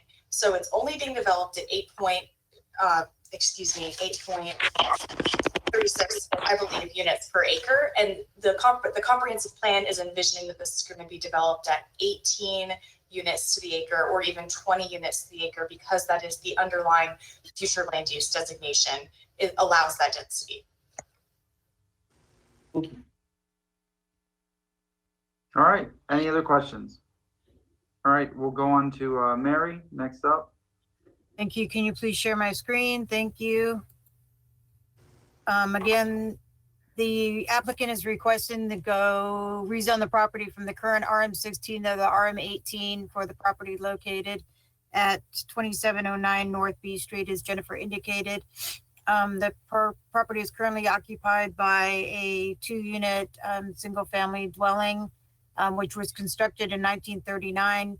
The surrounding properties are single-family detached on all sides within the RM16 zoning district. This Tampa is in West Tampa overlay, so any development that was to occur on the property would be required to comply with the West Tampa overlay standards of section 27241. Here is a zoning map of the surrounding area. You can see the zoning break is on Habana, where everything that is on the west side of Habana is RS50, which is a single family zoning district, typically one house per property. And then on this side, or the east side of Habana, the zoning district is overwhelmingly RM16, which is the existing zoning of the subject property, which is in line with the R20 land use category. You can see further to the block or 2 blocks further to the east, some of these properties have already been rezoned to increase the intensity slightly, still within the parameters of the R20 to the RM18 zoning district. Here at Fig and Tampania, catty corner to Fig and Tampania, you can see some townhomes. Here's RM20 here. Here's RM18 here, RM18. There's a planned development down on North A Street. So this neighborhood has been transitioning over from RM16 to slightly higher intensity, again, within the parameters of the R20 land use categories envisioned density. Saying that, the development review and compliance staff did find this consistent with the City of Tampa code. Thank you very much. Councilman Dingfelder. Thank you. Mary, could you go back to that, leave that map up for a second? Can you show my, okay. Thank you. So it's a little small on my screen, but it appeared to me that with your arrow, you were pointing, oh, thank you. Yeah, hold that. Okay. Yeah, with your arrow. Anyway, it appears to me that between Arawana and Habana, okay, you want to show everybody with your arrow where that is in case people can't find it. Between Arawana and Habana, in that corridor, the only thing I'm seeing that's noted there, and I assume if it's noted, it's different than what's typical, is that RM16 a block away, or about a block away. But other than that, when you were talking about changes, it looked like you were jumping over to Campania, at least 2 blocks away, and then we pick up with the RM16s, the RM18s, and then even further outside of that circle, we see the PDs and the big RM18 and the PDs, et cetera. But just to be clear, and for the record, and I guess I'll even go further over, between Gomez, Excelda, Habana, and Arawana, I'm not seeing those other designations of the RM16, RM18, or the PDs. Sir, forgive me, I believe you're misreading the map. This subject property is currently zoned RM16. Okay. So I misspoke on that. Well, I guess what I'm trying to say is I don't see the intrusion of the RM18s that we see 2 blocks over there on Campania. Yeah, I see what you're saying. This is RM16, but it doesn't get until we go over to the RM18s and then those other PDs. Are there any RM18s in that Excelda, Habana, and Arawana corridor? No. Not in this block, nobody has transitioned over to RM18. But to be Not- clear, so Not that it's just that block. I'm looking all the way up and down Exalta, Habana, and Arawana. I'm looking at probably a total of at least 9 blocks that seem to have maintained the RM16 integrity. okay, so to clarify for the rest of the city council members as well, so there's no misunderstanding, Habana is the borderline. Everything that's on the west side of Habana is in the RS50 zoning district. Okay. This is all RS50. And then on this side of Habana, this is all RM16, except for the individual yellow piece squares that have the individual zoning designations within them. Okay. So between Arawana and Habana, yes, up past Carmen and down to North A Street, that is currently all zone RM16. Okay. So that's 1, 2, 3, 4, 5, at least 5 blocks of RM16 that has not been touched yet. Correct. Okay. Well, sometimes these maps are hard to read, and I appreciate the clarification. Thank you very much. All right. Any other questions? I heard that there may be somebody for public comment on this that is at the Tampa Convention Center that we did not hear from and that was not sworn in. At the Convention Center, do we have someone for public comment on this item number 3? Mr. Chairman, We're planning and Chair, I'm sorry development. to interrupt, but did the petitioner present his case? Yes. Oh, Yeah, you want to go, you want to do the petitioner present the case again? Well, for the benefit of those who All are right. present. Before we do that, let's have the petitioner present again for the 2 council members that were not able to log in. Petitioner? Councilman Vieira on, I'm just curious. So there he is. Thank you. Yeah, Mr. Hemmings. Is Mr. Hemmings on the line?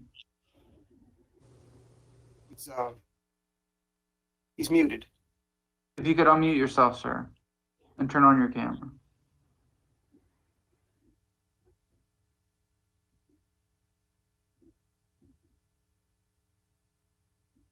Can you hear me? Yes, sir. Now we can. Go ahead. Thank you. Good evening, everybody. I've owned this house for 20 plus years. There's been a fair amount of development on our street. There's townhomes that were recently built directly across the street from me. There's 3 units on a similar lot.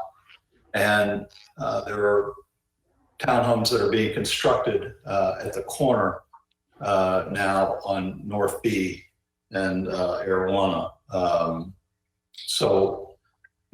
My hope is that City Council will approve me to do the same, to build 3, Mediterranean style townhomes, beautiful, much nicer than the house that's there now. The house is an older house and in need of some repair, and we hope that we would enhance the neighborhood by building something new and nice. So we pray that everybody respectfully approves this zoning from RM16 to RM18.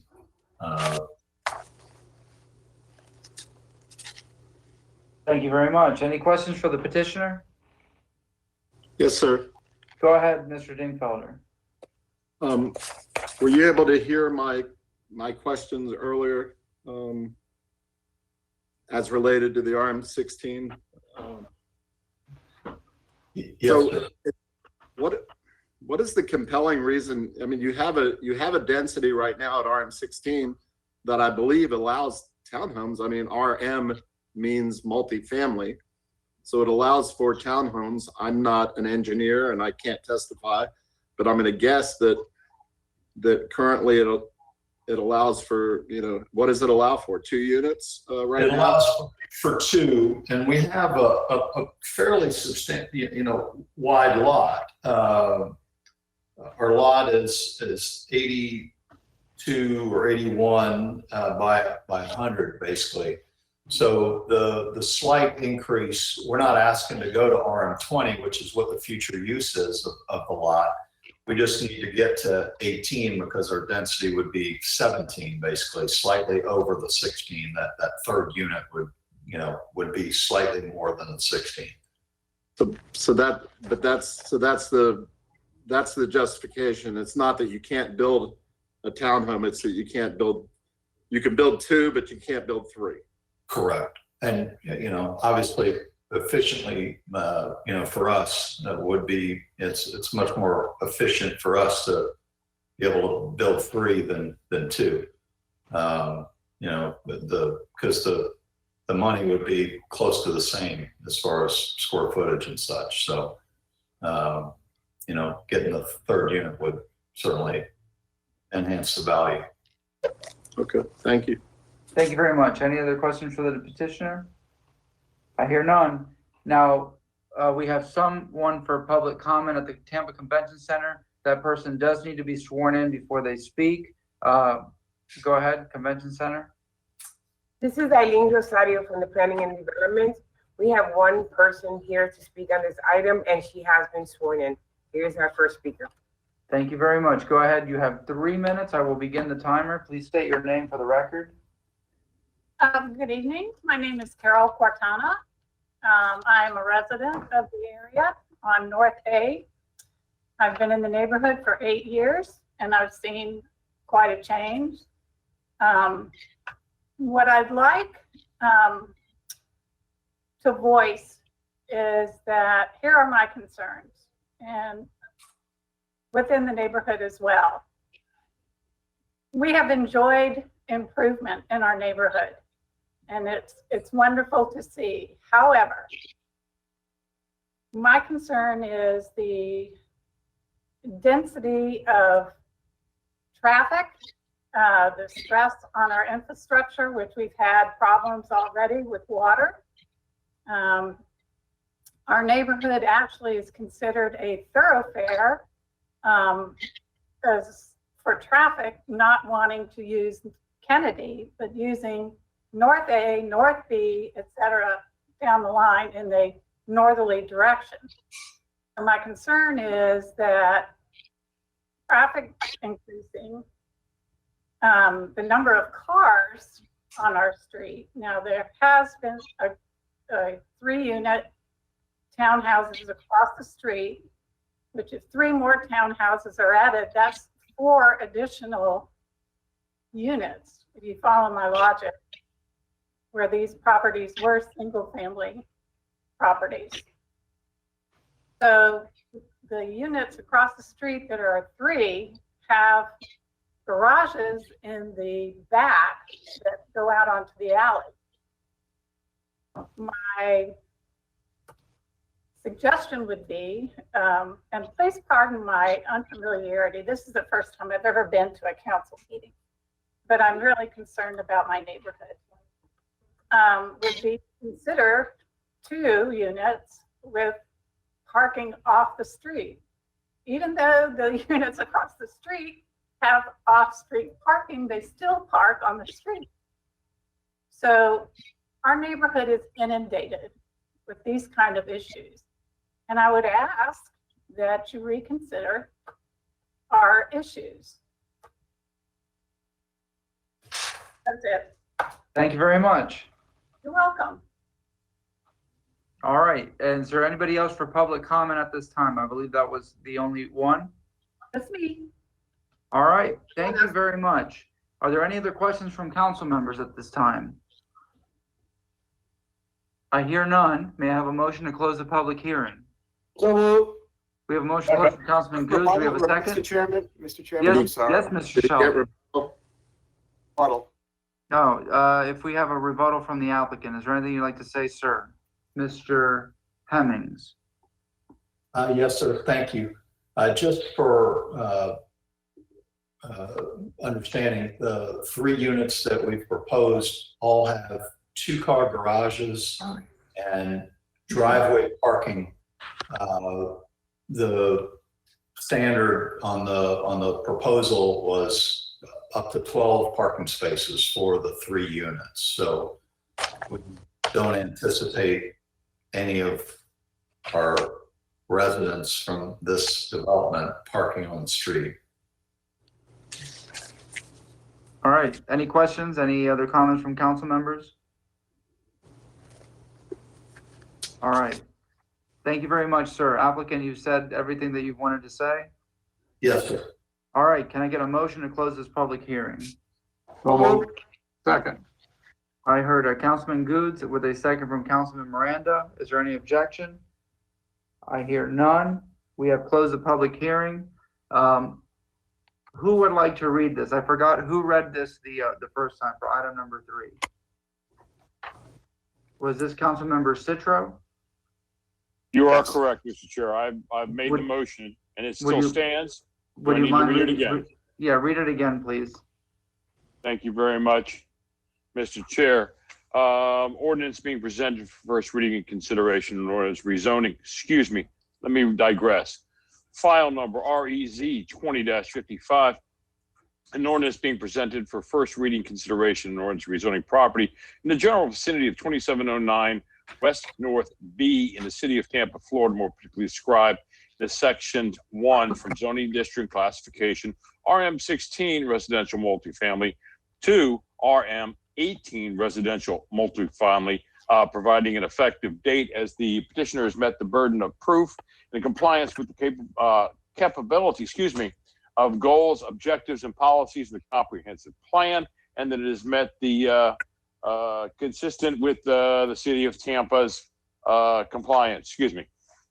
Thank you, Mr. Chair. Thank you, sir. Do we have a second to this motion? Second. Second from Councilmember Goods. Mr. Chairman, Councilman Dingfelder, go ahead, sir. thank you. Just a comment on the motion before we vote. Go ahead, sir. Thank you. I appreciate you going back through the hearing. You know, as you indicated there, Mr. Vieira and I had severe technical problems, but we're glad to be rejoining the meeting. And for the record, I've heard all the evidence and testimony for and against this project.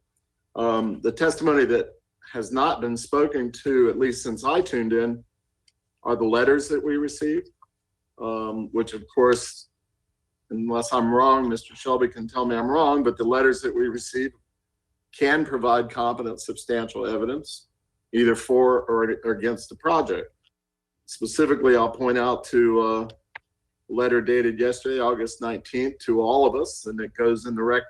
It's part of the record as well. It goes to the clerk's office from Miss Sandy Sanchez, president of Armory Gardens Civic Association, who also lives very nearby at 2705 West Fig Street. And she indicates that not only is she opposed to the rezoning, but her association and its members, the Armory Gardens Civic Association, and its members are opposed to the rezoning. I'm going to read a little bit of it just because I don't think she was able to attend. But she's worried about traffic. She says we have cars that take shortcuts and speed through our community. We have very narrow streets and with very few sidewalks. Excess cars cause excess parking problems. Adults and children have to walk in the street and around the cars that are parked in the street, and that creates a dangerous situation. That's Ms. Sanchez. I'm going to make reference to a couple of others just so the record is abundantly clear. Mr. Chairman, I'm sorry to interrupt Councilman Dingfelder. Go ahead, sir. Number one, Mr. Councilman Dingfelder is absolutely right. Those comments that come in should be given consideration and should be treated as if the person were at the hearing. However, I should point out, Council, and this is something that first came up in the course of us going virtual. There is important to remember that there's no opportunity for the petitioner to be able to address those people through cross-examination. However, what you're reciting now is after the hearing is closed. Is that correct, Chairman? Yes, the hearing is closed. So my suggestion would be, if anybody's going to reference anything, it's that it be done, and Mr. Dingfelder, I apologize, but upon reflection, I would say that if you're going to refer to evidence that is in writing, that you do it while the public hearing is open, and this is all council members, and also that you do it before the petitioner has the chance for rebuttal. So in this case, what I'm going to do is I'm going to ask the public hearing to be reopened so that the petitioner does have a chance to rebut and Mr. Dingfelder can make his comments as part of the hearing itself. And also, I should also point out one other thing about those issues in writing. Letters solely, and I don't have to say this to the council members, but certainly for the public. But it's important for council members to remember this. Letters in for or in opposition in writing are not competent substantial evidence. It's the facts that are within those documents that taken aside from the opinion are what it constitutes the competent substantial evidence. And the question is whether it is in fact sufficient to be able to base your decision on that. So I'd ask you to take that into consideration. My apologies for me going on about this, but this is the first time this has come up in this context. So I appreciate that, Mr. Chairman. Do I have a motion to reopen the public hearing? So moved. We have a motion from Councilman Dingfelder with the second from Councilman Goods. The public hearing is now open. Go ahead, Councilman Dingfelder. Okay, the next one is from a Dan Holloman. He says he's lived at 2711 North B since 2001. So he sounds like he's got some significant experience in that neighborhood. And on the second paragraph, he says the traffic on an already crowded street has increased since the 2 stop signs were added to Habana Avenue. He said rezoning this plot of land is done entirely to add another unit, which adds more traffic and continued street parking issues. Dana Jacobs is concerned about school density, and she doesn't indicate how long she's lived there, but she indicates she lives on 2700 block of North B. Barry Jacobs, also at 2700 West North B, opposes it. Again, concerned about traffic and parking. And Abigail Ritchie says she just bought a home in the neighborhood, and she said this rezoning would have negative effects and lower her property value. Those are the ones I see. I don't see any in favor of it, but it's not a popularity contest. But I go back to my original questions to the Planning Commission staff. Planning Commission staff testified that this is that the average density of these blocks, surrounding blocks, is 8 units per acre, and that this is 17 units per acre, more than twice the density. You know, the other thing I pointed out was, and staff agreed with me, I think it was Mary, that within 3 or 4 blocks running north-south, there was no precedent whatsoever for increasing the density from the RM16 up to the RM18. So we've seen this in many other neighborhoods when it becomes a slippery slope. Because if you approve this, then the next thing, the next developer comes in and he buys 2 or 3 houses and puts them together, and then he points to this one. And then pretty soon the whole neighborhood has transitioned. Some council many, many years ago made a determination that this is an appropriate zoning for this quadrant, this area, this part of Armory Gardens at the RM16. But if we let people chisel away at it one by one, then we might as well just change the whole thing to an RM20 today. Because if we don't, it's just going to happen piecemeal, one at a time. It's a slippery slope. And going to the facts and evidence, Mr. Shelby, and if I had the opportunity to make a motion to deny it, I would point to the traffic issues, the parking issues, the lack of sidewalks, as well as the no real justification for the density. Even the petitioner himself, he said he could build a townhome, he could build 2 units, but he wants to build 3. Okay. All right. I don't see that Mr. as Chair. Thank you very much. compelling. So I just wanted to point out from a procedural perspective, and I wanted to remind council that even if they made a motion, or even if they made the second, they don't have to vote yes on the motion. Thank you. Thank you very much. Councilman Mr. Citro. Chair, Yes, sir. thank you very much. Yes. I won't speak for any member of the council, but I'll speak for myself. I do not intend to set precedents as a council member.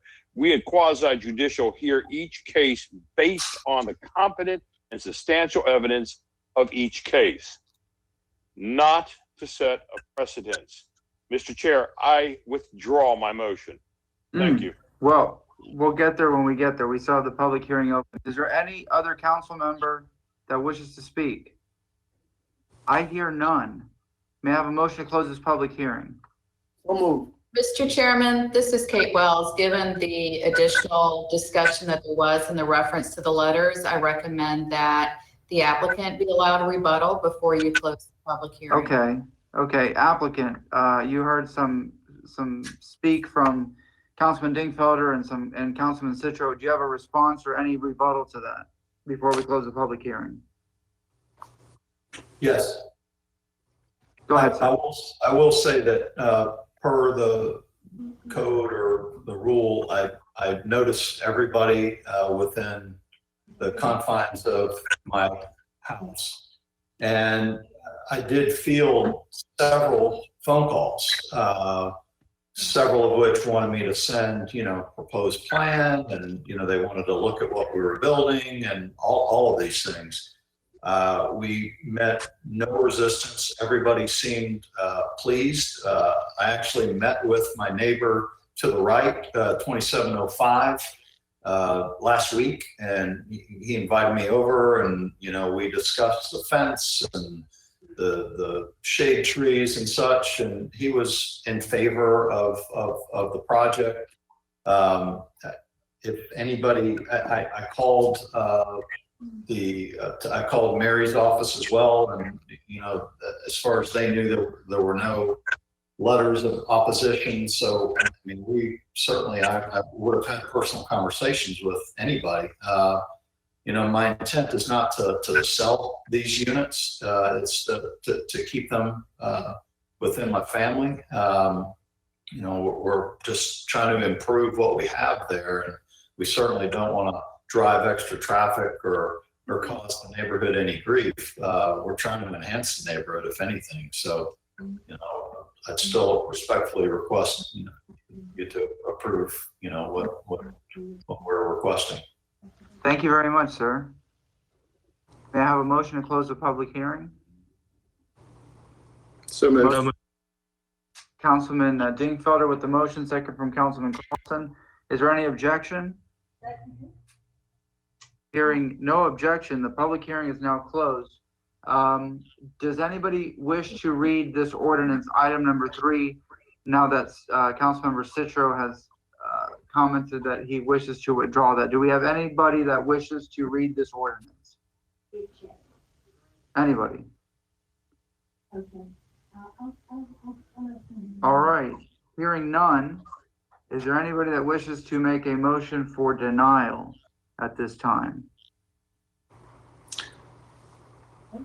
Mr. Citro, you had the floor before with your motion to approve, based upon testimony. It sounds like you might have changed your mind or whatever, and I appreciate that greatly. You're more than welcome to make a motion if you wish.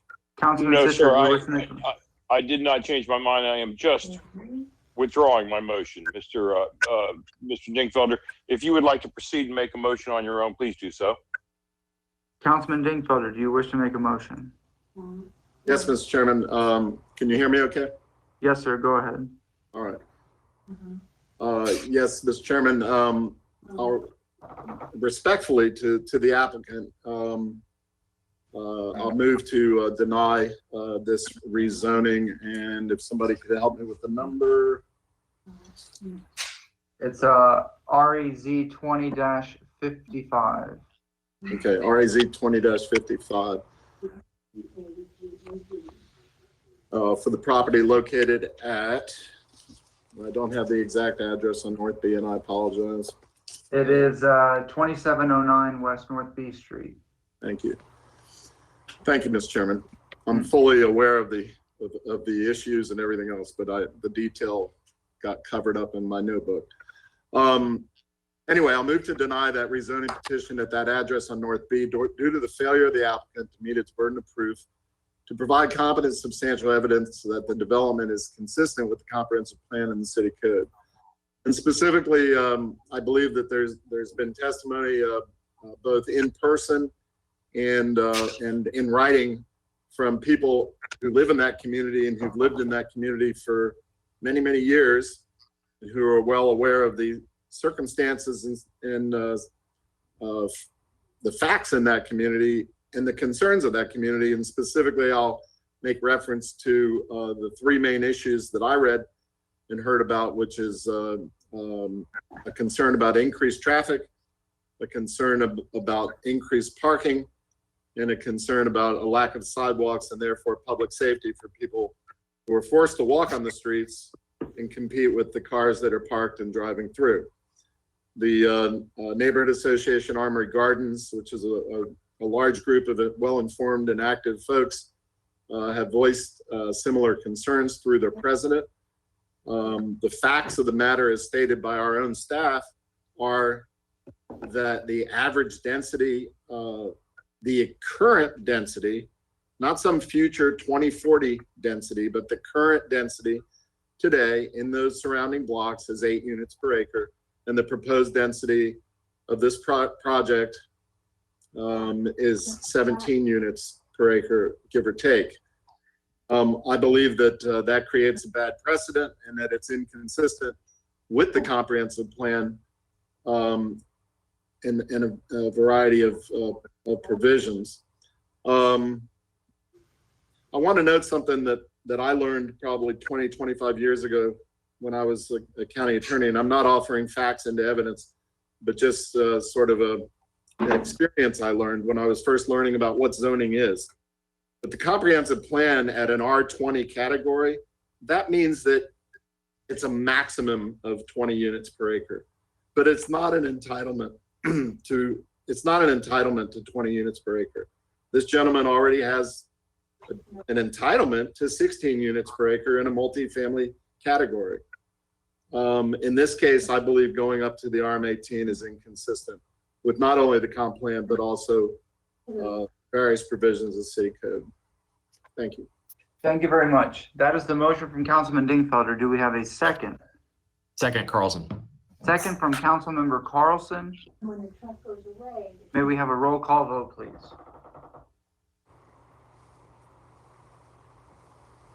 Viera. Boots. Mr. Shelby, Yes, sir. before the clerk records my vote, I'd like to just make a short, brief comment in reference to the motion before I make my vote. Go ahead, sir. You know, these are never easy. When I look at the comprehensive plan for the city, plan to say consistent. And what I have a problem is when they tell me that in RM20 is Okay, I can see coming, myself now. and you have an RM18, RM16, so you have a wide range in looking on the map and seeing that. And I have that question, the neighborhood is changing. Thank you. And I totally believe in neighborhoods. I'm a strong neighborhood guy. But when I see other developments that are already there, it's kind of hard to say, well, it's in the plan. So how do we do as the code to say, well, neighborhoods, making neighborhoods stay consistent? For me, I'm gonna have to vote no on this one here. I just believe that there's too many variables here. I'm gonna be voting no. Thank you very much. Councilman Viera, are you on the line or not? I just got off. I got cut off during the middle of Councilman Dingfelder's motion, and I had to switch computers. I've been in tech hell. Mr. Shelby, I mean, I missed what was just said in the last 2 minutes, more or less. You want to have it repeated if it's only 2 minutes? Would you feel, Who spoke? I saw Councilman Goods voting no. Councilman Yes, Dingfelder he was made a about, he was motion to about to, he was deny. about to make his comments. And Mr. Okay. Goose, did you want to summarize your comments? Or do you? Basically, for Mr. Guerra, that for me, there's a lot of variables here for me.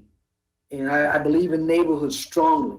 I believe in consistency in the neighborhood. But when I look at how the neighborhood is changing with other developments that are already there, for me to vote to deny right now, I just don't feel comfortable with, because there are too many variables when you go all the way to RM20. So I think our code and this comprehensive plan need to be looked at, because you're going, to me, everywhere, and it just isn't consistent enough for me. So that's why I'm voting no. Thank you. Are you comfortable voting, sir? Oh, me? Yeah. Oh, very, yes. And we're up to Councilman Goods. Is that correct, Madam Clerk? I would need to start so I can ask Vieira. So I'll start over. Vieira? We're voting now? Yes, sir. Okay, great. I'll just briefly explain my vote. I'm going to vote against. Oh, all right. Oh, okay. I was going to vote against the motion to deny. I appreciate where Councilman Dingfelder is coming from. I see here a report finding that it's consistent by city staff, consistent by planning commission.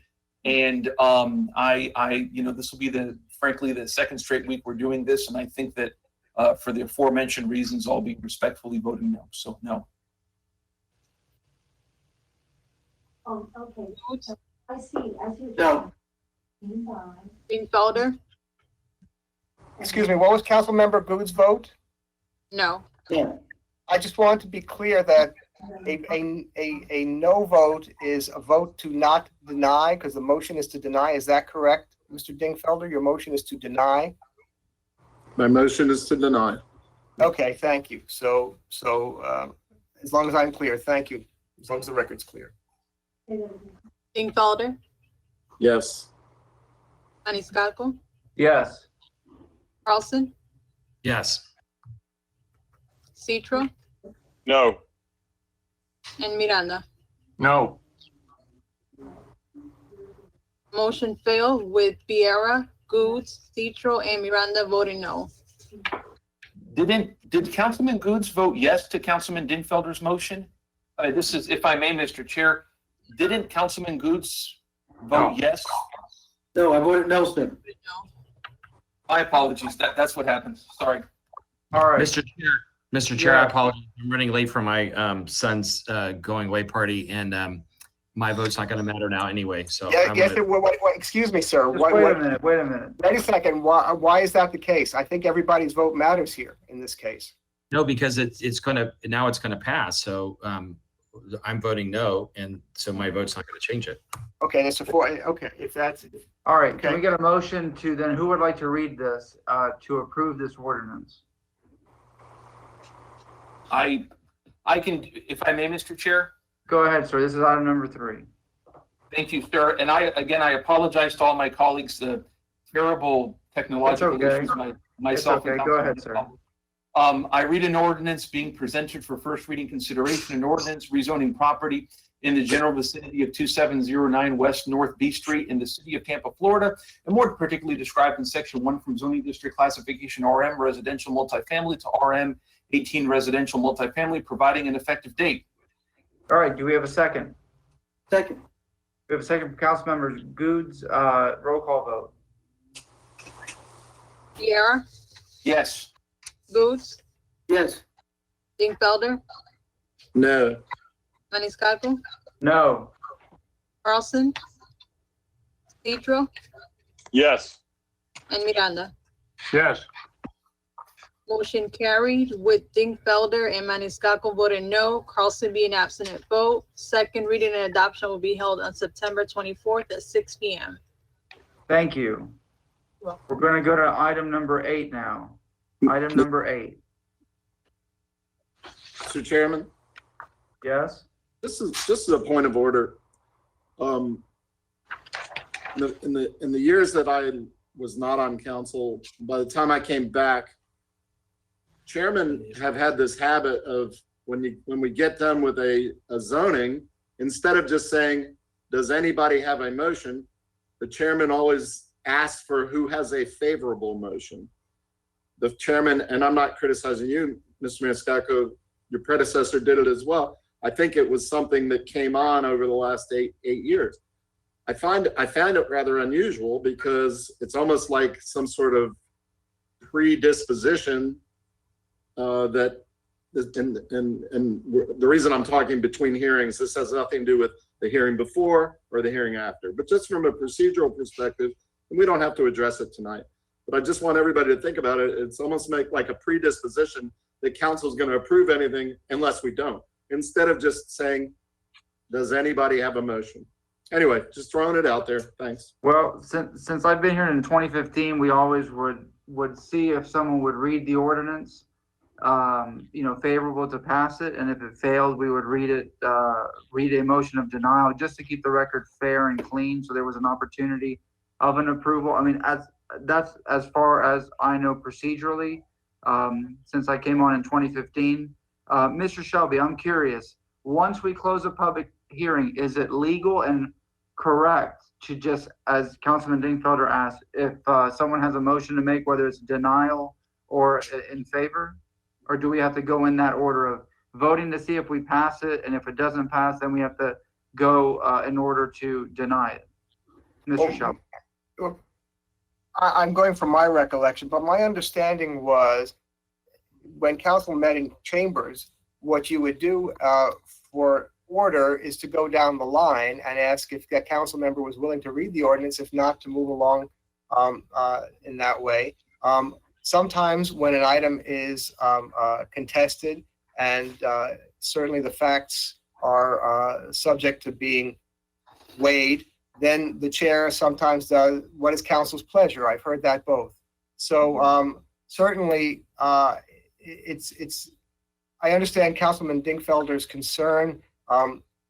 This board is fair and impartial. This board does not have any predisposition. This board cannot have any predisposition. So my suggestion is we can talk about this offline, but there's a way that we can address this so that it doesn't have to appear one way or the other. So I'll have a conversation with you and with legal offline. So thank you, Mr. Chairman, and thank you, Mr. Dingfelder. I understand your concerns. Now that we are in a virtual setting, we're in a very different world, frankly, than we were when we were at Chambers. So we're all dealing with the effects of that. So thank you. Thank you, gentlemen. Thank you very much. All right, item number 8. This is a petition from Mr. Gardner. I believe he is online and connected. I hope he is. Remember, we need to swear everybody in before they speak. Go ahead. Please raise your right hand. Do you swear or affirm you will tell the truth, the whole truth, and nothing but the truth? Yes. I do. Thank you. Thank you. Mary Samaniego, item number 8 is REZ 2043. It's a rezoning request from plan development to plan development for the property located at 1307 West Kennedy Boulevard. I defer to Jennifer Malone. Jennifer Malone with the Planning Commission. I am ready to share my screen.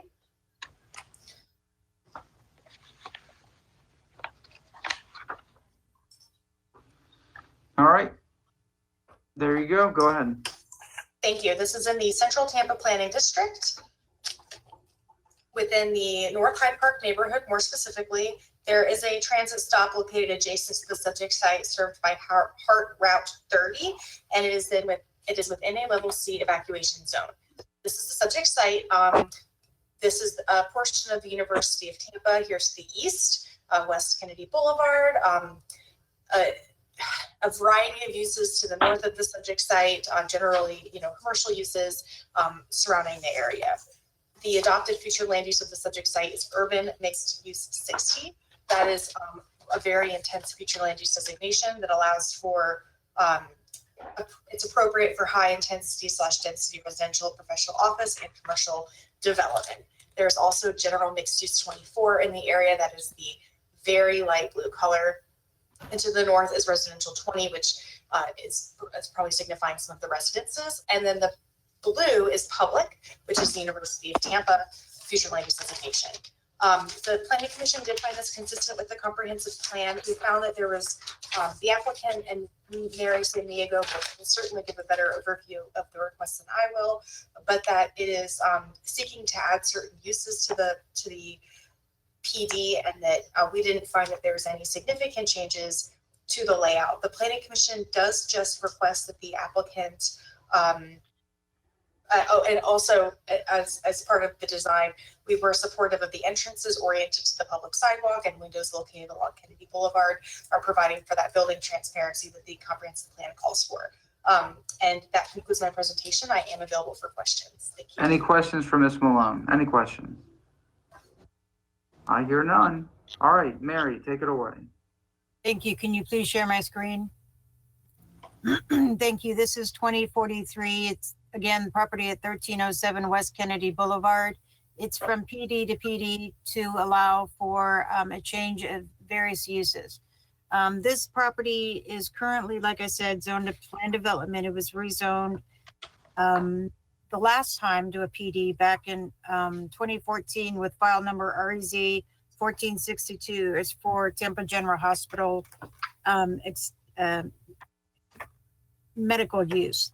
The proposed development consists of 533,000 square feet, including the following specifics: 150 beds within a 265,000 square feet nursing convalescent care facility, 100 rooms or 100,000 square foot hotel motel, 53,000 square feet of business professional office, 100,000 square feet of medical office, and 15,000 square feet of daycare use for employees.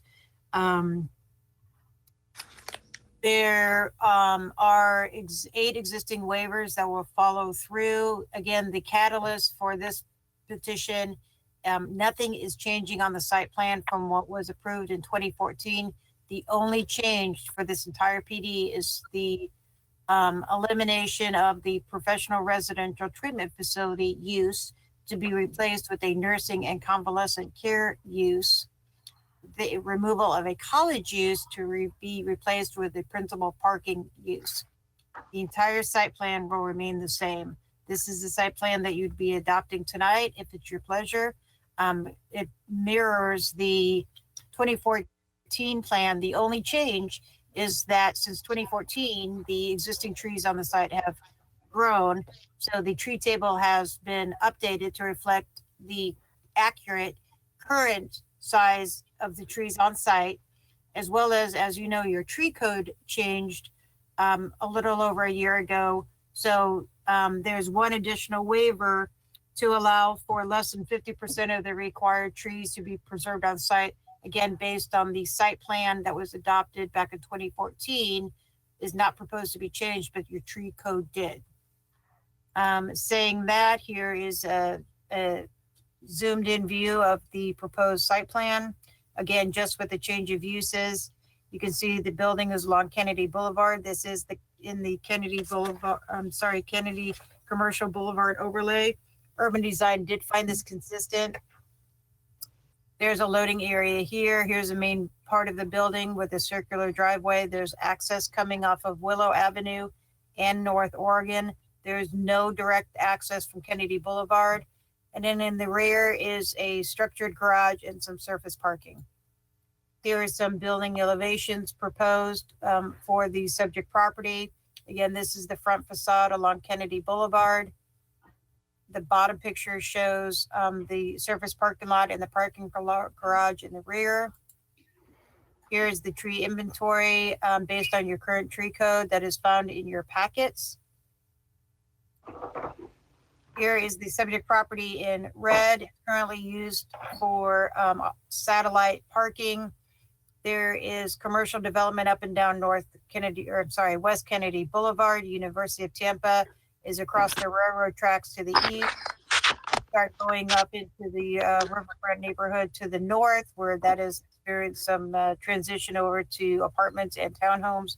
And then there's commercial development directly to the east with the shopping center. To the west. Here's a zoomed in aerial of the subject property. Again, it's used, it's basically vacant, but it's currently used for temporary satellite parking. Saying that there are some minor changes between first and second reading.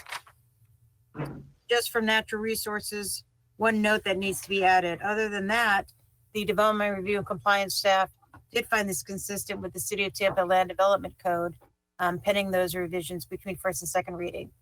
I'm available for any questions, as well as Natural Resources and Transportation are also available. That concludes my presentation. Thank you very much. Do we have any questions from council members?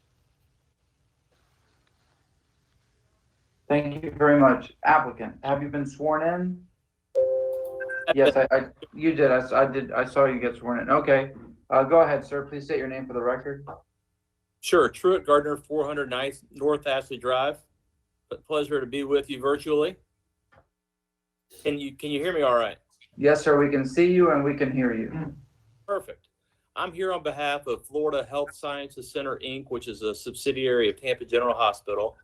And with me out in the virtual stratosphere is Randy Cohen, who is the project planner and traffic consultant. And then also TGH's real estate team, Cheryl Egan, Robin Delaburn, Tamara Rice, and Dustin Pasteur. And Mrs. Samiago and Mrs. Malone gave a comprehensive summary. Our staff report shows all consistencies by reviewing agencies. Also, we have, based on our notice, did get some feedback from residents in the area. We've spoken to them. All that's been positive. As a result, I'll be brief in my comments, and if I could I share my screen? I just have a brief presentation to share. Can I do that?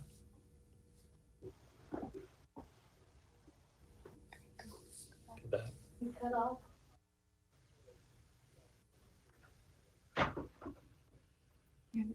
Excellent.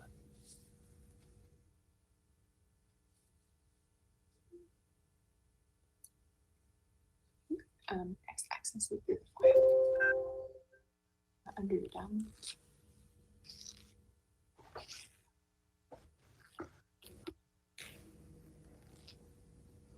That doesn't matter. Let's see. How do I get back to this?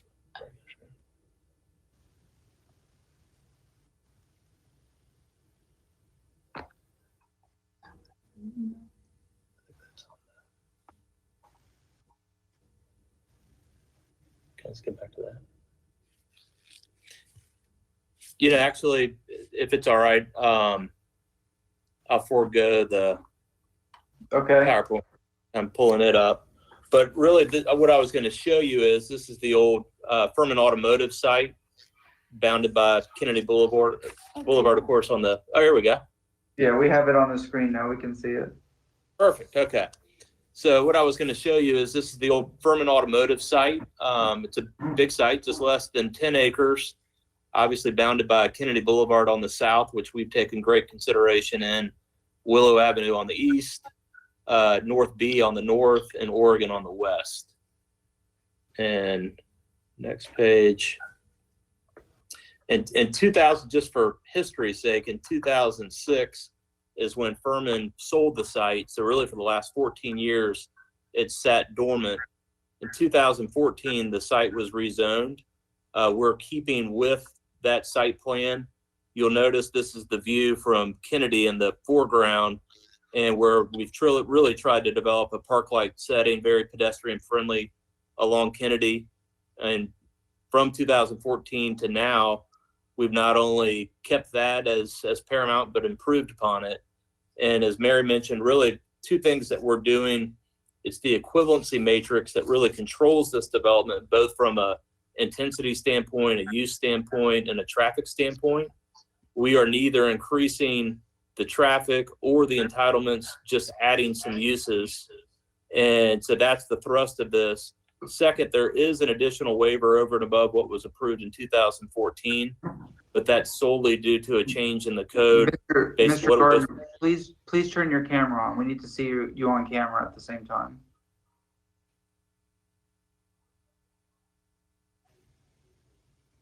There you go. All right, go. Sorry about that. I was sparing you from having to see me. It's okay. We're good. So, yes. So lastly is just the additional waiver due to a change in the code, which basically a relocated palm tree isn't counted anymore as a tree on site. It's counted as a removal. And so the waiver is just sought to comply with current code on that. So happy to answer any questions you may have. I don't believe we have anybody speaking on this from the audience, but should we do, we would like to reserve our time for rebuttal. Thank you very much. Do we have any questions for the applicant here? Mr. Chair? Councilman Citro. Thank you very much. Thank you, Mr. Chair. First of all, it's different to see Mr. Pasteur on the opposite side of the dais.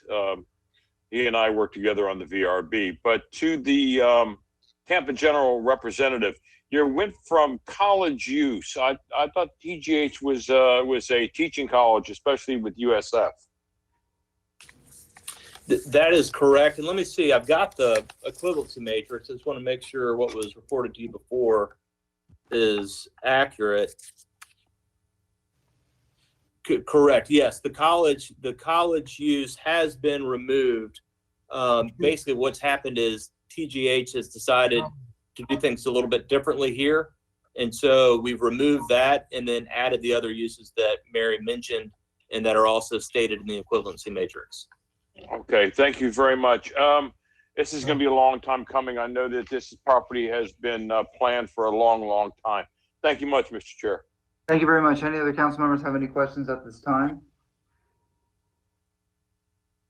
I hear none. This is Kate Wells, Assistant City Attorney. I don't know if Mr. Gardner heard at the beginning of the evening with regard to the request that due to the extenuating circumstances presented by COVID-19, the city is agreeing and asked each applicant to confirm during their presentation their agreement to extend the 180-day timeframe for completion of quasi-judicial matters that's set forth in Florida statutes in Chapter 27 of the code.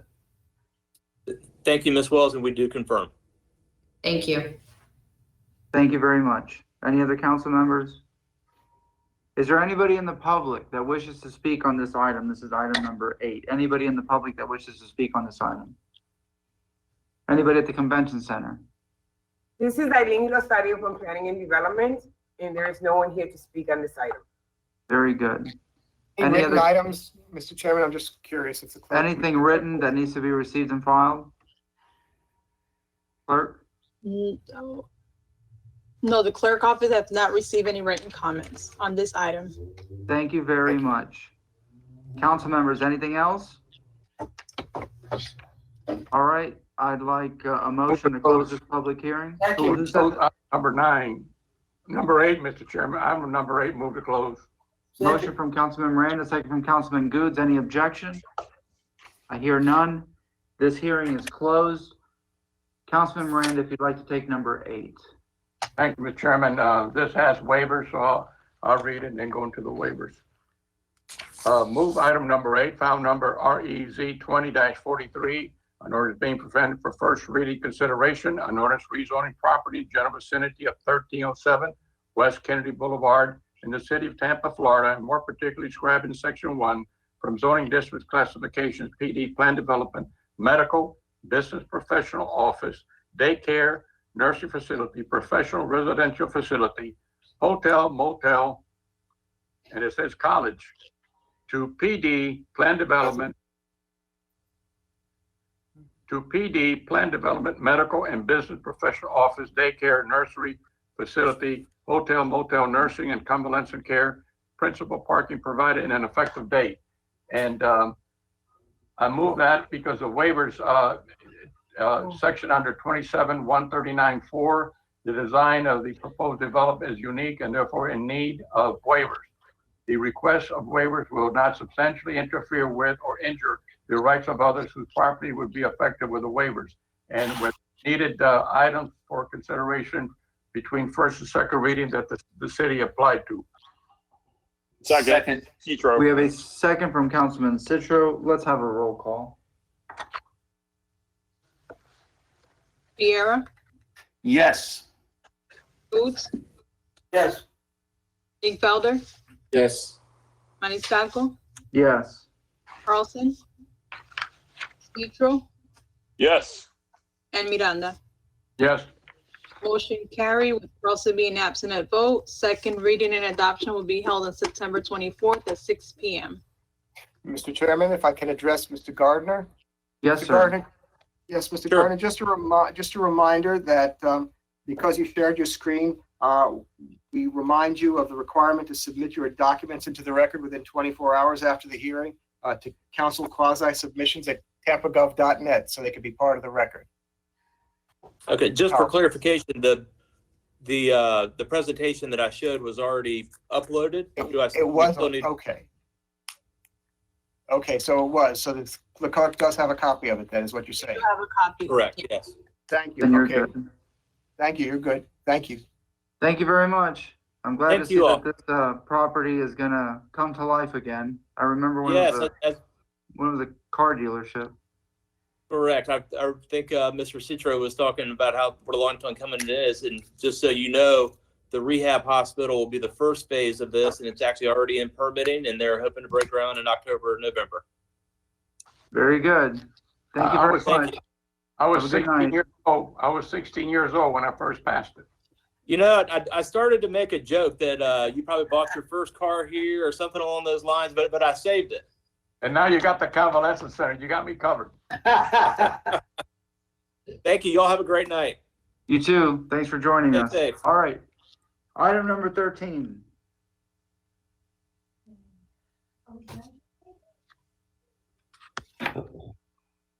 This is the last item of the night.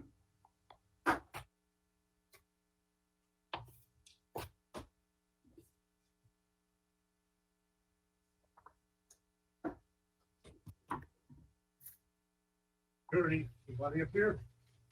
Yes, I mean,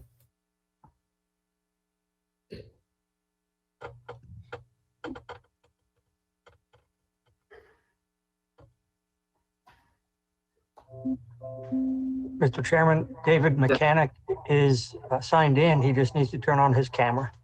Mr. Mechanic, if you could turn on your camera so we can swear you in and unmute yourself as well. I hear you, but I can't see you. Yeah, I thought I turned it on already here.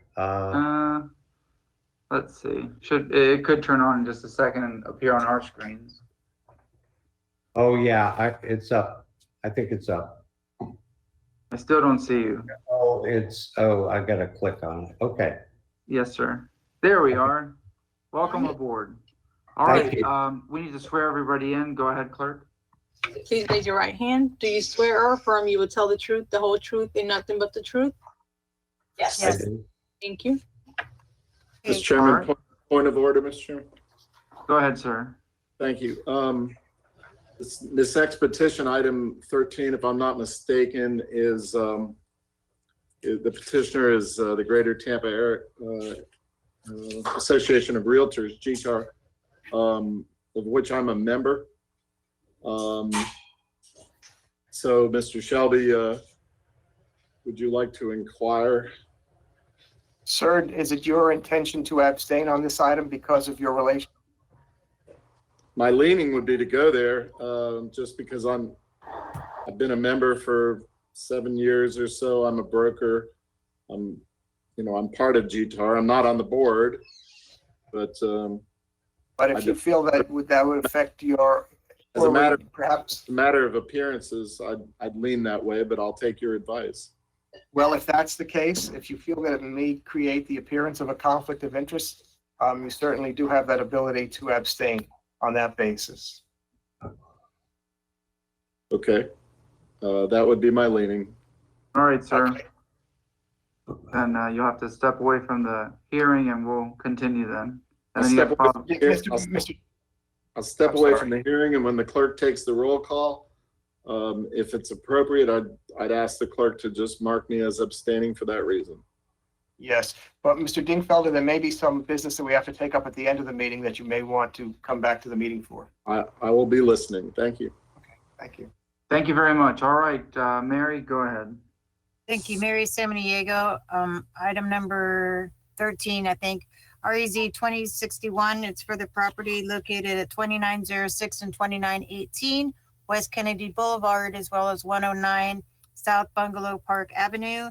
It's a rezoning from RM16 and PD to plan development to allow all CG uses except hospital, rooming house, medical marijuana, dispensary, and microbrewery. I'll defer to Jennifer Malone for her presentation.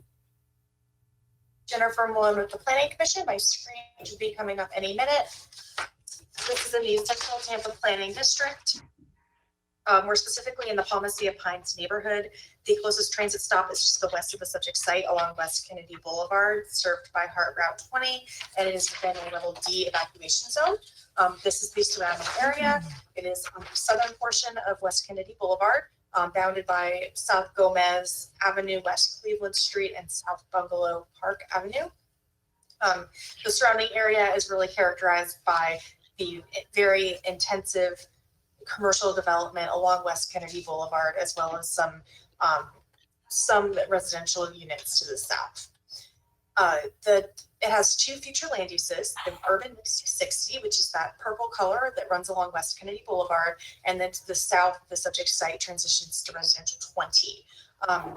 The site plan, and Mary can speak on this more, but the site plan does show a line delineating the future land uses, and none of the commercial uses will be in this residential 20 portion of the site. There's also residential 10 to the north of the subject site. The Planning Commission did find this consistent with the comprehensive plan. This is allowing for some site redevelopment to be approved on the PD, and Mary will speak to that more. We did find that the plan development provides an appropriate buffer and screening to buffer those residential structures located along South Bungalow Park Avenue. The Planning Commission did ask that the applicant provide some more pedestrian connections and connectivity internal to the site, including better sidewalk integration with the site, and any of those can be addressed if the applicant so chooses between first and second reading, but we did find it consistent, and it is within that development pattern that we would expect along West Kennedy Boulevard, within that urban mixed use 60, as well as being along a transit emphasis corridor. And that concludes my presentation. Thank you very much. Any questions? Any questions? Thank you. Mary, go ahead. Thank you, Mary Samaniego. Please share my screen. Okay, here we go. REZ 2061, it's a rare plan development, like I said. This project, or this site, was previously rezoned back in 2018. It was file number REZ 1880. For similar uses, what has occurred is that the property owner has acquired an additional piece of property, which I'll show you in a minute. Therefore, because the square footage of the lot has increased, it's necessary to do a new PD to capture that additional area within the unified development of a PD. So that's primarily why we're here before you today. There are two new additional waivers based on the current configuration, which I'll show you in a moment. It's 27284.4D to pay into the tree trust fund if the required trees cannot be planted on site or adjacent to the site. And also, and there's one correction, section 27283.12, to reduce the required drive aisle from 24 feet to 20 feet on the far southern portion of the site. The staff report says western, but it should say southern. So remember that if you choose to motion for approval. Here is the subject property. It is Kennedy Boulevard. The right-hand side of your site plan is actually north. So the site plan up is not north, just for your reference. So here's Kennedy Boulevard. Here is Gomez, Cleveland, and Bungalow. This area where my mouse is kind of rotating right now used to be, I believe, a duplex that the applicant has acquired. And so now they have almost the entire block. This area, in this area that I'm pointing to now, forgive me, the existing houses were demolished and the parking lot will continue. Again, I said that they are proposing all CG uses with the elimination of hospital, rooming house, medical marijuana dispensary, and microbrewery. The main office building for the Tampa, the Greater Tampa Association of Realtors will remain. There are options for a slight increase of square footage for an addition to replace an existing building. Here's the photographs of the subject property. The tree table, as I stated, is part of the site plan.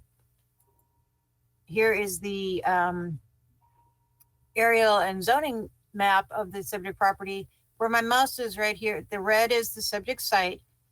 This yellow piece is the newly acquired piece that they're expanding the parking lot into.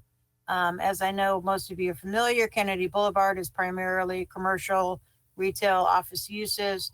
And then it goes back to the south into this neighborhood, which has transitioned over to planned development and the RM18 zoning district, primarily with apartments and townhomes. As far as changes between first and second readings, the waivers need to be corrected, as I stated. Transportation did find it inconsistent. Again, the southern portion, the drive aisle requirement is 24 feet. They are proposing only a 20-foot drive aisle, so that requires a waiver. Transportation did find that inconsistent. Natural Resources did find this consistent with some modifications between first and second reading. I will eliminate one item from the revision sheet referencing compliance with 27-149. That compliance for the hazardous tree is no longer required. And overall, the development review and compliance staff did find this inconsistent because of the inconsistent finding from transportation for the one drive aisle width reduction. Saying that, that completes my presentation. Staff is available for any questions. Thank you very much. Any questions from council members? I hear none. Applicant, if you'd like to begin, Mr. Mechanic. Good evening, Mr. Chairman, council members. Can everyone hear me? Yes, and before you begin, Ms. Wells, did he consent to the statement that you've asked every applicant or no? I concur with I waive the 180-day requirement to bring a case before City Council. Very good. Go ahead, sir. Thank you. Again, good evening, Mr. Chairman, council members. I'm here on behalf of the Greater Tampa Board of Realtors. I have with me, although not registered, Jack Rodriguez, who is the chairman of the building committee of the Board of Realtors. I also have Mr. Randy Cohen, if there are any questions concerning this site plan, which I believe is pretty straightforward, but just in case.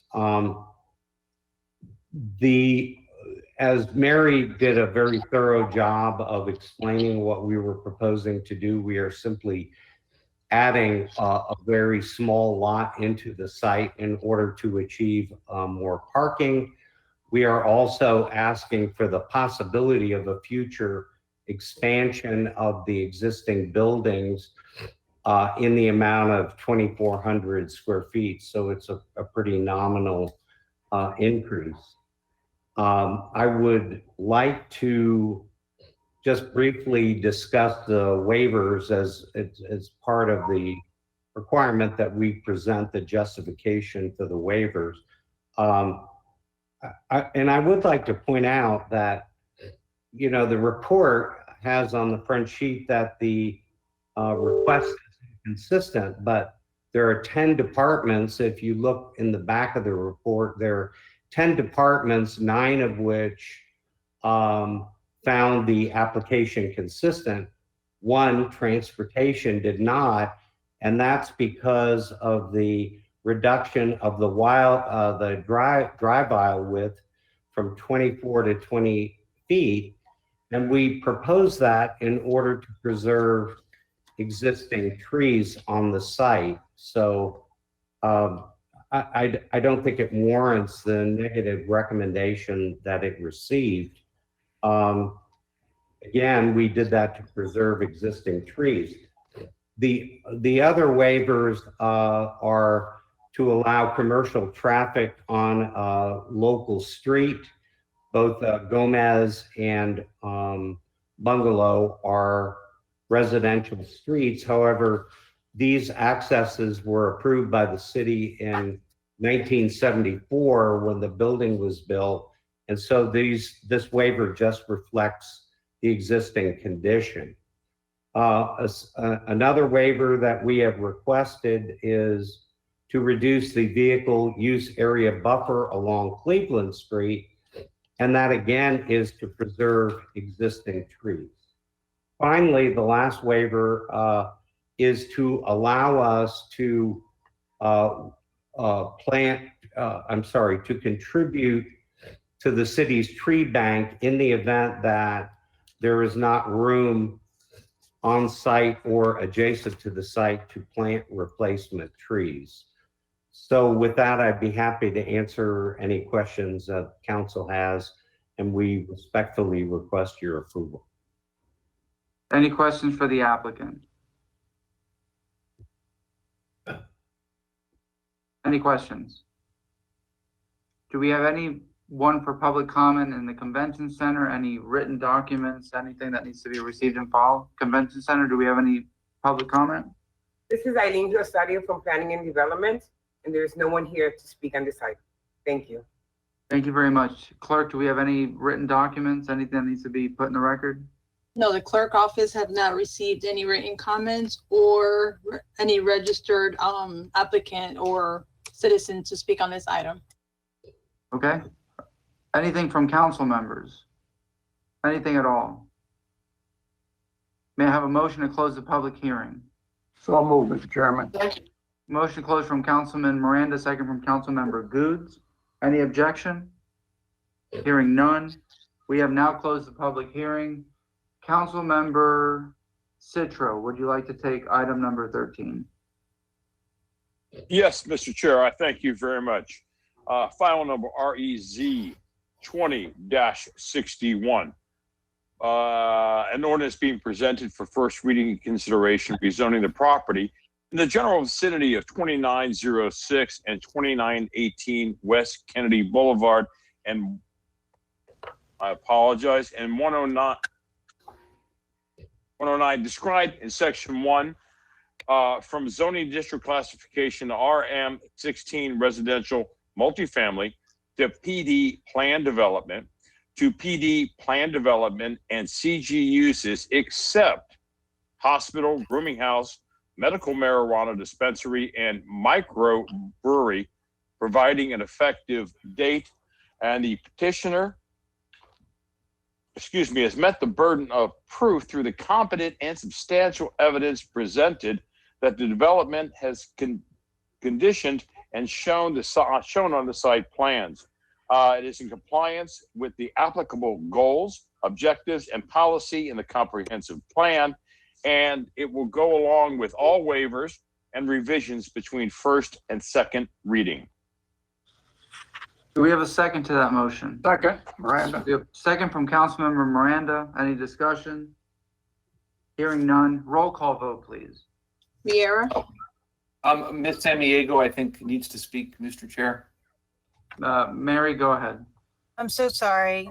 I just want to make sure that the motion captures the correction to the waiver to replace the word western with southern and to correct the revision sheet to eliminate the revision per section 27-149. Does your motion include that, sir, Mr. Cicero? Yes, it does, Mr. Chair. And I also I omitted a part of it. I read out the locations on West Kennedy, and I did not include the 109 South Bungalow Park Avenue in the city of Tampa, Florida. Thank you, Mr. Chair. Thank you, Ms. Samiego. Thank you very much. All right, roll call vote. Viera, Yes. Goods, Yes. Dingfelder, Maniscalco, Yes. Carlson, Citro, Yes. and Miranda. Miranda's on muted. Unmute yourself. Miranda, you're still muted. I can hear him. He's having trouble with the mute button.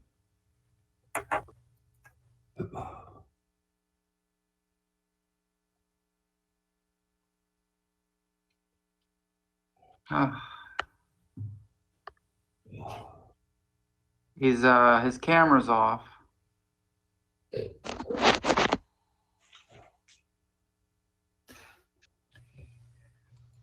The camera won't come on. It's stuck. Hold on, Mr. Chair, I'll run down the hall. From virtual Put on to your hats. real life.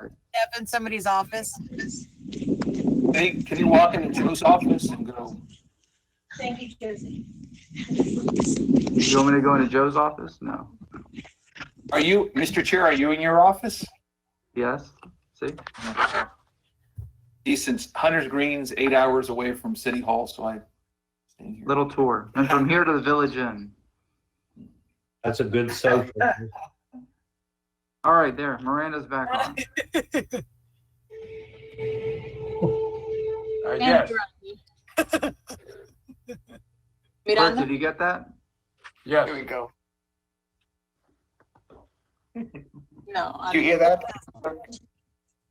Madam Clerk, did you hear his vote? I didn't hear it. No. Where did he go? Miranda said yes 2 times.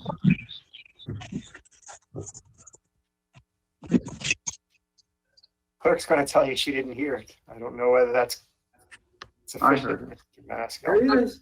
There Yes, he I is. can. Yes, okay. Motion All right. carried. Motion carried with Dingfelder abstaining, Paulson being absent at vote. Second reading and adoption on September 24th at 6 p.m. Thank you very much. Oh, I'm Thank you, sorry. Mr. Chair. Thank you very much, council members. Thank Thank you. you, sir. Could you repeat that again, Madam Clerk? It was very garbled. I don't know whether it went out the second reading date and time. Motion carried with Dingfelder abstaining, Carlson being absent at vote. Second reading and adoption will be held September 24th at 6 p.m. Thank you. You're welcome. Thank you very much. My Thank you. friends, this concludes our agenda tonight. We'll go to new business from council members. Councilman Miranda, do you have anything? None, sir. Thank you very much. Councilman Citro, do you have anything? Nothing this evening, Mr. Chair. Thank you. Councilman Dingfelder, do you have anything? Nothing tonight. Thank you, Mr. Chairman. Councilman Goods? Yes, sir. I'd like to make a motion for the mobility department to bring that back to a report in reference to the work that's being done between Nebraska and 50th Street on Hillsborough Avenue. Getting a lot of complaints in reference to the work that's going on there. People saying their vehicles are being damaged and so forth and so on. Even though I know it's not a city road, it's a state road. If mobility can get with DOT, get some type of report back to us as it relates to the road work that's being done out there. When would you like that, sir? I'm sure it'll be a quick report. If we can get it on September 3rd, Let's see here. You said September 3rd? Yeah. All right. We'll do You want September 3rd. Chairman, Kate Wells. Kate Wells, go ahead. Anytime council requests motions of the board, we have internal deadlines for preparing reports and review by the chief of staff. So I think September 3rd might be a quick turnaround time. How about September 17th? that's fine. Would that work, Ms. Wells? Yes, thank you. All right, so September 17th, Councilman Goods, do we have a second on the motion? Okay, Miranda. Second from Councilman Miranda. Any objection? All right, by unanimous consent, we'll approve that motion. Anything else, sir? That's it, sir. Thank you. Councilman Vieira. Nothing, sir. Thank you. Councilman Dingfelder, did you have anything? All right, I have one motion here. I'm going to hand the gavel to Councilman Citro. This was what I brought up this morning, and I apologize if anyone felt blindsided or whatever. If anyone had felt any disrespect, it was certainly not the intention at all. This motion, I'll read it, which was sent out by email. To balance the schedule and the number of agenda items at any one meeting and still allow for a comprehensive discussion of related items at one workshop, I make a motion that the following related motion topics be placed on a workshop agenda for October 22nd. Number one is discussion of the city's bonus density provisions, which are currently scheduled for August 27th workshop. So these would be postponed till October 22nd. Second is discussion of planning matters related to Davis Islands and the West Shore Palms neighborhood. These again are also in August 27th workshop. This would move this to October 22nd. And possible code changes to allow for an administrative process to approve development of lots within 5% of zoning code dimensional criteria. This is also in August 27th workshop to move to October 22nd. Mr. Chairman, may I interrupt there? I apologize, forgive me. But I Yes, just sir, go wanted to ahead. share I just want to share with you, there's also a second paragraph in there that I did receive, and I want to thank the legal department. I was able to speak with them, and I was able to speak with Mr. Carlson with regard to the growth management issue. That does not have to be addressed. That could be presently set and kept on October 22nd. It does not necessarily pose a problem legally. And as far as Councilman Carlson is concerned, he is not here tonight to comment, but my sense was that if he did want to address it at all, keep it on October 22nd. He could bring that up at next week or a future council meeting if he wants to ask for a special call on a separate date. So that does not have to be addressed tonight. All right, then that takes care of that. If there's a second to this motion. Second. Okay, we have a motion made by Councilman Maniscalco, seconded by Councilman Vieira. All in favor? Aye. Okay, motion passes with what's the word? Unanimous consent. Unanimous consent. Thank you very much. Thank you very much. That's all I hand have. the gavel. Thank you very much. File. We have a motion to receive and file for Councilman Miranda. Second, is there a second? Second. Lewis. Second from Councilmember Goods. Any objection? Hearing none, we are adjourned. Good night. Good night. Sandy's gonna be pissed, but I'll tell you what.